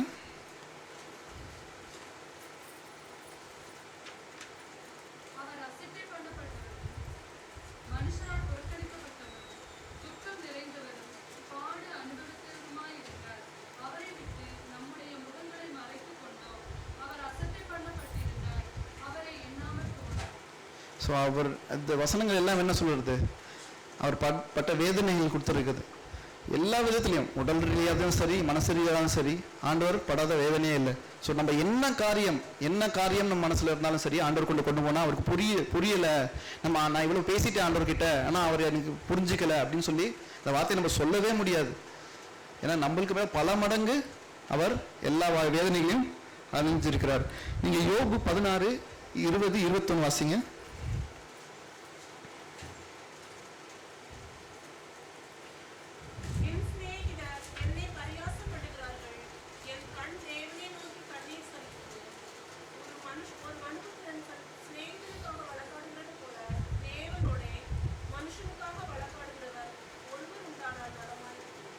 ஸோ அவர் யோபு என்ன சொல்கிறாரு, என்னை வந்து ஃப்ரெண்ட்ஸ் எல்லாம் வேதனைப்படுத்துகிறாங்க, திட்டுறாங்க, எனக்காக யாராவது ஆண்டவர்கிட்ட பேசினா நல்லா இருக்குமே, எனக்கு ஒரு ஃப்ரெண்ட் அந்த மாதிரி இருந்தால் நல்லா இருக்குமே அப்படின்னு சொல்லி சொல்கிறாரு.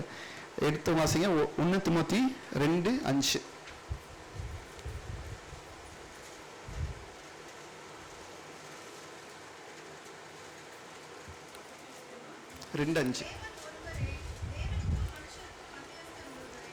So simple.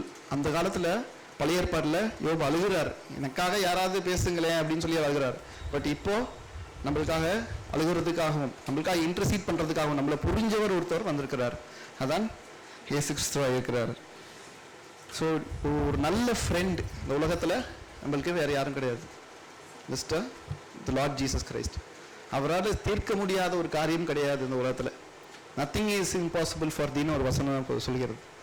So the only friend who is dependable, who is loving in every way, caring is our Lord Jesus Christ.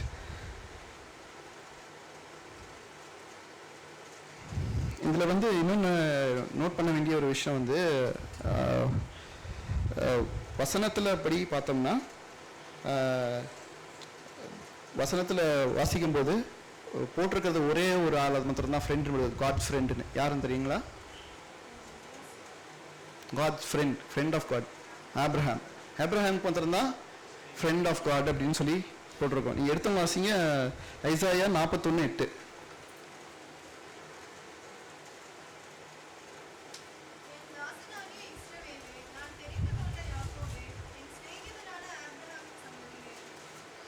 So my ஃப்ரெண்டுன்னு முடியும் ஆக்சுவலாக அந்த வசனம். இதில் வந்து descendants of Abraham my friend அப்படின்னு அந்த வசனம் முடியும். ஸோ இதில் என்ன சொல்கிறாருன்னா, அது வந்து கன்ஃபார்ம் பண்ணுறாரு. இதே மாதிரி ஒரு 3 வசனம் இருக்குது, அது நான் எடுக்கல ஆக்சுவலாக. புதிய ஏற்பாடில் கூட இருக்குது அதே மாதிரி ஒரு வசனம். where he says Abraham my friend. என்ன காரணத்துக்காக அவர் ஃப்ரெண்டுன்னு கூப்பிடுறாரு? அவரை கோடியாக கொடுத்தாரா, இல்லை என்ன பண்ணார்? கீழ்ப்படிந்தார். So that is to be faithful. Faith and obedience, இது 2 தான் அங்கே வந்து key to be a friend of God. உங்ககிட்ட பெருசாக ஆண்டவர் எதுவும் கேட்கலைங்க. It's to trust. ஃபேத்னா என்னது? ட்ரஸ்ட். அவர் சொல்கிறது கமாண்ட் பண்ணுறது அதுதான் நம்ம என்ன நினச்சோம். கமாண்ட் என்ன போய் பண்ணுத அப்படின்றதுன்னு நினச்சிக்கிறோம். அப்படி கிடையாது. இது பண்ணுப்பா அப்படி தான் சொல்கிறாரு நம்மளுக்கு. ஏன் பண்ணணும்? அதை நம்மளை வந்து கண்ட்ரோல் பண்ணுறதுக்காக, ரோபோ மாதிரி கண்ட்ரோல் பண்ணுறதுக்காக இந்த வசனம்லாம் கொடுத்தாரா? ஒரு பைபிளில் வந்து எல்லாரையும் கண்ட்ரோல் பண்ணுறதுக்காக கொடுத்தாரா? இது நம்ம நல்லதுக்காக தான். இது பண்ணனா இதுக்கு பிளெஸ்ஸிங், இது பண்ணனா இது பிளெஸ்ஸிங். இப்போ இந்த பட்டன் நமக்குனா இந்த சேனல் மாறும் நம்ம டிவியில். அது மாதிரி தான் ஒவ்வொரு வசனம். பிளெஸ்ஸிங் இந்த இருக்குது, அதுக்கான வழி இதுதான் அப்படின்னு சொல்லி ஆண்டவர் சொல்கிறாரு. வேறு வழி இருந்தால் ஆண்டவர் சொல்லுவார். நான் ஒரு ரொம்ப வருஷத்துக்கு முன்னாடி ரொம்ப ஒரு கஷ்டமான ஒரு நிலைமையில் இருந்தேன். அப்போ வந்து ஜெபிச்சுட்டு இருக்கும்போது, அப்போ கல்யாணம்லாம் ஆகலை. அப்போது ஏதோ ஒரு தனிமையான வேலை இல்லை, எதுவுமே இல்லை. அப்பா அம்மாவும் எங்கேயோ சவுதியில் இருந்தாங்க. நான் மட்டும் தனிமையாக இருக்கிறேன், சென்னையில் சுற்றிட்டு இருக்கேன். வீடு இல்லை, வீடு வாடகைக்கு விட்டோம். எனக்கு வேலை இல்லாமல் போச்சு. அதனால் வந்து ஃப்ரெண்டு வீட்டில் தங்கியிருக்கிறேன். அந்த நேரத்தில் ரொம்ப மனசு கஷ்டத்தில் சுற்றிட்டு இருந்தேன். அப்போது வந்து ஒரு பழைய புக்கு, எங்கள் அம்மா கொடுத்த புக்கு ஒன்று இருந்துச்சு. அதில் வந்து God set and son, God set and son ஆன்சர்ன்னு நினைக்கிறேன். ரொம்ப பழைய புக்கு, இப்போல்லாம் அது கிடைக்கவே கிடையாது அந்த புக்கு. அதில் போட்டிருந்தது இந்த மாதிரி. நான் அப்போ ஜெபிச்சுட்டு இருந்தது, என்றவரே இது எடுத்து போடுங்கன்றவரே என் வாழ்க்கையில் இருந்து. ஏன் இந்த வழி எனக்கு எடுத்து போடுங்க. இப்போ ஃப்ரெண்ட்ஸையும் பார்க்க முடியல, யாரையும் பார்க்க முடியல. அந்த நேரத்தில் எல்லாருமே கைவிட்ட மாதிரி ஒரு நிலைமைன்னு வச்சுக்கோங்களேன். அப்போ அந்த வசனத்தில் அது எப்படி வரும்னா, அப்பா பேசுவார், மகன் வந்து கேள்வி கேட்பான், அப்பா பதில் சொல்லுவார்னு. மகன் கேட்டிருப்பான், என்ன வேறு ஏதாவது வழி இருக்கக்கூடாதா, எனக்கு இதை எடுத்து போட்டுருங்களே என் வாழ்க்கையிலேருந்து. அப்போ கீழே அப்பா வந்து பதில் சொல்லியிருப்பார், இந்த வழியில் தவிர வேறு வழி இருந்தால் நான் சொல்லியிருக்க மாட்டேன், ஈஸியாக வழி இருந்தால் நான் சொல்லியிருக்க மாட்டேன்னா. அதே மாதிரி தான் ஒவ்வொரு வசனம் இங்கே எழுதியிருக்கிறது. சில வசனங்கள் நமக்கு டஃப்பாக இருக்கலாம் பண்ணுறதுக்கு, சில வசனங்கள் ரொம்ப ஈஸியாக இருக்கலாம் நம்ம பண்ணுறதுக்கு. But that is the only way to do it. வேறு வழி இல்லை. நம்மளுக்கு இருந்திருந்தால், ஈஸியான வழி இருந்திருந்தால் ஆண்டவர் கட்டாயமாக நம்மளுக்கு கொடுத்துருப்பார். நம்மளுக்கு கொடுக்காம வேறு யாருக்கு கொடுக்க போகிறாரு? கட்டாயமாக நம்மளுக்கு செய்து இருந்திருப்பார். ஸோ குட் ஃப்ரெண்ட், அகெயின் நான் சொல்கிறது, good friend is the Lord Jesus Christ. நம்மக்கிட்ட இருந்து கேட்கறது அது ஒன்றே ஒன்று தான். யோவான் 15:12-15 வாசிங்க. நான் உங்களில் அன்பாயிருக்கிறது போல நீங்களும் ஒருவரோடு அன்பாயிருக்க வேண்டும் என்பதே என்னுடைய கற்பனையாக இருக்கிறது. ஒருவன் தன் சிநேகிதனுக்காக தன் ஜீவனை கொடுக்கிற அன்பிலும் அதிகமாக அன்பு ஒருவரிடத்தில் இல்லை. நான் உங்களுக்கு கற்பிக்கிற யாவையும் நீங்கள் செய்வீர்களானால் என் சிநேகிதராக இருப்பீர்கள். இனி நான் உங்களை ஊழியக்காரன் என்று சொல்லுவதில்லை. ஊழியக்காரன் தன்னை எஜமான் செய்வதை அறிய மாட்டான். நான் உங்களை சிநேகிதர் என்றேன், ஏனெனில் என் பிதாவினிடத்தில் நான் கேள்விப்பட்ட எல்லாவற்றையும் உங்களுக்கு அறிவித்தேன். ஸோ இது ரொம்ப சிம்பிளான ஒரு இது. என் ஃப்ரெண்டாக இருக்கணும்னா நீங்கள் நான் சொல்கிறத செஞ்சால் போதும் அப்படின்னு சொல்லி ஆண்டவர் வசனம் முன்னாடி பேசின மாதிரியே சொல்கிறாங்க. அதில் ஒரு கிளியராக வசனம் சொல்கிறது, நான் எல்லாத்தையுமே சொல்லிட்டேன் உங்ககிட்ட. ஒரு ஃப்ரெண்டு, நீங்கள் சர்வெண்ட் கிடையாது, எதுவும் கிடையாது. நான் என்னென்ன சொல்லணுமோ எல்லாத்தையுமே நான் சொல்லிட்டேன். ஒரு ஃப்ரெண்ட், 2 பேர் ஃப்ரெண்ட்ஸாக இருக்காங்கன்னு வச்சுக்கோங்க, எல்லாமே அவங்கள பற்றி ஒருத்தர் போய் நல்லாவே தெரியும். நம்ம சர்ச்சில் எப்போவுமே நான் ரொம்ப வியப்பாக பார்க்குறது நம்ம மார்ட்டின் பிரதரும் பிரவீன் பிரதரும் தான். அவங்க என்னதான் அவங்க கிட்ட டிஃப்ரென்ஸ் ஆஃப் ஒப்பீனியன் இருந்தாலும் சில டைம் பயங்கரமாக சண்டை போட்டுப்பாங்க, மீட்டிங்லலாம் சண்டை போட்டுப்பாங்க. பட் இருந்தாலும் அது முடிஞ்ச பிறகு they are the best of friends. அவர் நாங்கள் உட்காந்து பேசும்போது அவர் சின்ன வயசில் நடந்த கதையெல்லாம் நிறைய சொல்வார். பட் இன்னொருத்தவங்களை எவ்வளோ இந்த அளவுக்கு நேசிக்கணும், அந்த ஒவ்வொரு சின்ன சின்ன காரியங்கள்லாம் நான் வாழ்க்கை ஃபுல்லாக அப்படி நோட் பண்ணி வர்றதுக்கு. ஸோ நான் அது எனக்கு வியப்பாக இருக்கும், அப்பா இப்படி ஒரு ஃப்ரெண்ட்ஷிப்பா அப்படின்னு. என்னதான் அவங்க போராட்டம், நாளைக்கு அவங்களுக்கு ஒரு பிரச்சனைனா கூட கட்டாயமாக எனக்கு தெரியும் மாட்டுன்றது போய் நிற்பார், அதில் வெறுத்துட்டு நிற்க மாட்டார். ஸோ அந்தளவுக்கு அவங்க friendship I know from the inside, I know that is their. So அதே மாதிரி தான் நம்ம வந்து யார் கூடலாம் பழகுறோமோ அவங்கள பற்றி கம்ப்ளீட்டாக உண்மையாகவே நம்ம ஒரு ஃப்ரெண்ட்ஸ் நேசிக்கிறோம்னா அவங்களை பற்றி நம்ம நல்லாவே தெரியும், கம்ப்ளீட்டாக தெரியும். அது மாதிரி தான் நம்ம ஆண்டவர் இயேசு கிறிஸ்து, நம்மளை பற்றி அவருக்கு நல்லா தெரியும். எந்த அளவுக்கு நம்ம ஆண்டவரை பற்றி நம்மளுக்கு தெரியும், எந்த அளவுக்கு நம்ம வந்து ஆண்டவருக்கு ஃப்ரெண்டாக இருக்கிறோம், அதை ஃபுல்ஃபில் பண்ணுறோமா, அது ஒரு கேள்வியாக இருக்கிறது.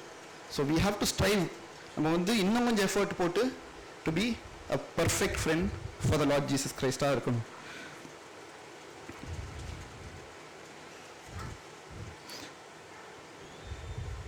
ஒரு greatest gift is the Lord Jesus Christ in our life. அவர் கேட்குறது என்னதுன்னா, இன்னொன்று அந்த வசனத்தில் வாசிச்சிங்கன்னா கேட்டார் என்னன்னா, லவ் ஒன் அனதர். இப்போ உண்மையாகவே உங்கள் உலகத்தில் நிறைய ஃப்ரெண்ட்ஸ் இருப்பாங்க, எல்லோரும் இருப்பாங்க, சரிங்களா? உண்மையாகவே நம்ம வந்து நம்ம வேறு குட் ஃப்ரெண்டுன்னு நம்ம நினச்சிக்கிட்டு இருப்போம். பட் மெயின் எப்போ தெரியுமா நம்ம ஒரு குட் ஃப்ரெண்ட் ஆகிறோம்?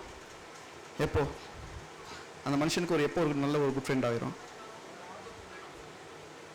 எஸ், அந்த ஆபத்து என்னது? இந்த உலகமே ஆபத்து தான். when we introduce Christ in their life, எப்போ ஆண்டவரை பற்றி நம்ம ஃப்ரெண்ட்ஸுக்கு சொல்கிறோமோ அப்போ தான் நம்ம உண்மையாகவே அவங்களை நேசிக்கிறோம். கொஞ்சம் இமேஜின் பண்ணுங்களேன், உங்களோட சிரிச்சவங்க, உங்களோட சாப்பாடு பகிர்ந்துக்கிட்டவங்க, உங்களோட உட்காந்தவங்க, உங்களுக்கு ஹெல்ப் பண்ணவங்க, உலகத்தார் எல்லாருமே கொஞ்சம் யோசிச்சு பாருங்களேன். நீங்கள் ஹெவனில் உட்காந்துருக்கும்போது அவங்க ஹெல்ல எரிஞ்சிட்டு இருந்தாங்கன்னா எப்படி இருக்கும் உங்களுக்கு? உள்ளுக்காக எப்படி இருக்கும்? எனக்கு அவன் சாப்பாடு போட்டானே, எனக்கு ஹெல்ப் பண்ணானே, நான் கஷ்டமான நேரத்தில் எனக்கு உதவுனானே, அப்போ நம்ம அதை சொல்லாமல் விட்டோமே, எவ்வளோ ஒரு கஷ்டமான ஒரு. நீங்கள் போய் நீங்கள் உங்கள் வசனத்தை நீங்கள் சில பேர் சொல்லுவாங்க, நம்ம போய் ஆண்டவர்கிட்ட சொல்லும்போது அவங்க சொல்லுவாங்க, உன்னைய பற்றி எனக்கு நல்லா தெரியும்டா, நீ என்ன ஒழுங்கா அப்படின்னு சொல்லுவாங்கன்னு. ஆமாம், என்னை பற்றி எனக்கு நல்லா தெரியும் தான், உண்மைதான். பட் ஆனால் இப்போ I'm a new creation in Christ. நீங்கள் பெருசாக போய் அவங்கக்கிட்ட உட்காந்து பக்கமாக பேசணும்னு அவசியம் கிடையாது. Just take the lead of the Holy Spirit. ஒரு சின்ன வசனம், ஒரு நாளைக்கு ஒரு வசனம் கூட அனுப்பிச்சு வைங்களேன், ஃபார்வர்ட் பண்ணி வைங்களேன். அவங்க நீங்கள் திடீர்னு ஒரு இப்போ அனுப்ப முடியாமல் இருந்தீங்கன்னா அனுப்புங்க. அப்போ திடீர்னு சொல்லுவாங்க, என்ன இப்போ பெரிய பரிசுத்தவானா நீ அப்படின்னு சொல்லி மெசேஜ் பண்ண வாய்ப்பு இருக்குது. பட் அது உங்கள் நோக்கம் கிடையாது. உங்கள் நோக்கம் என்னது? என் ஃப்ரெண்டு என் கூட நான் ஹெவனுக்கு வரணும், அதுதான் உங்கள் நோக்கம். உண்மையான அன்பு இருந்தால் introduce Christ in their lives, in each one of their lives. ஏதாவது ஒரு முடியத்தில் ஏதாவது ஒரு ஃபார்வர்டு, ஏதாவது ஒரு யூடியூப் மெசேஜ் ஆண்டவர் உணர்த்தும் போது கரெக்டாக அனுப்பிச்சா போதும். அது அனுப்பிச்சிங்கனாவே அது கட்டாயமாக. நம்ம இவர் மீட்டிங் அட்டன் பண்ணப்போ சொன்னார், அட்டன் பண்ணவங்களுக்கு தெரியும், gospel is the most powerful thing அப்படின்னு. இந்த காஸ்பிள் வந்து இட்ஸ் நாட் அ வெரி, எப்படி சொல்கிறது, it has the power to ரிலீஸ்ன்னு சொல்லியிருந்தோம். அந்த காஸ்பிள் அனுப்பிச்சு வைங்க, அது போதும். நீங்கள் பார்த்தீங்கன்னா பெரிய ஸ்பீச்சு கொடுத்து நிறைய பேர் வந்தாங்க அப்படின்லாம் எந்த ஒரு மீட்டிங் வந்தாங்க. நான் பல வருஷத்துக்கு முன்னாடி இந்த பிக்கஸ்ட் சர்ச் வச்சுருந்தார்ல கொரியாவில், பால் ஜாங்கிச்சோ, அவர் ஒரு தடவை சென்னை மீட்டிங் எதுக்கு வந்திருந்தாங்க. அப்போ நாங்கள் போய் நின்னோம், நானும் ஒரு கூட வேலை செஞ்சவரும் போய் அந்த மீட்டிங் அட்டன் பண்ணப்போ மெசேஜ் வாஸ் வெரி சிம்பிள். ஆண்டவரை பற்றி சொல்கிறார், அவ்வளோதான். நம்ம 1000 தடவை கேட்டிருக்கோம், அந்த மெசேஜ் தான் சொன்னார். பட் அநேக பேர் அவங்க வந்து இருதயத்தில் தொடப்பட்டு அவங்க வாழ்க்கை ஆண்டவர் கொடுத்தாங்க. The message maybe look very simple, the power, அதில் இருக்க வல்லமை, ஆண்டவரோட வார்த்தையில் இருக்க வல்லமை வந்து நம்ம காம்ப்ரிஹெண்டே பண்ண முடியாது. You're sending the word, you're sending Christ himself. ஆண்டவரே அனுப்பிச்சு விட்டுக்கிறோம். ஒரு ஃபார்வர்ட் மெசேஜில் ஒரு வசனம் அனுப்புகிறோன்னா ஆண்டவரே அவங்க வீட்டுக்கு அனுப்புகிறோம், போங்க ஆண்டவரே பேசுங்க ஆண்டவரே. ஸோ அந்த மாதிரி our faith will be the key for touching our friends. ஒரு நல்ல ஃப்ரெண்டாக இருந்தீங்கன்னா கட்டாயமாக உங்கள் ஃப்ரெண்ட்ஸுக்கு ஆண்டவரை இன்ட்ரடியூஸ் பண்ணுங்க. ஸோ இதில் வந்து நீங்கள் கன்சைஸ் நம்ம செக்ஷனாக சொன்னேன், நல்ல ஃப்ரெண்டு, கெட்ட ஃப்ரெண்டு, கம்பேனியன்ஷிப் எப்படி இருக்கணும்னு. ஸோ இது எல்லாம் க்ரைட்டீரியா. ஸோ இதெல்லாம் மைண்டில் வச்சுட்டு, so be a good citizen for Christ. That is the whole message of it. நம்ம ஹீப்ரூ எபிரேயர் 10:24-25 வாசிங்க கடைசியாக.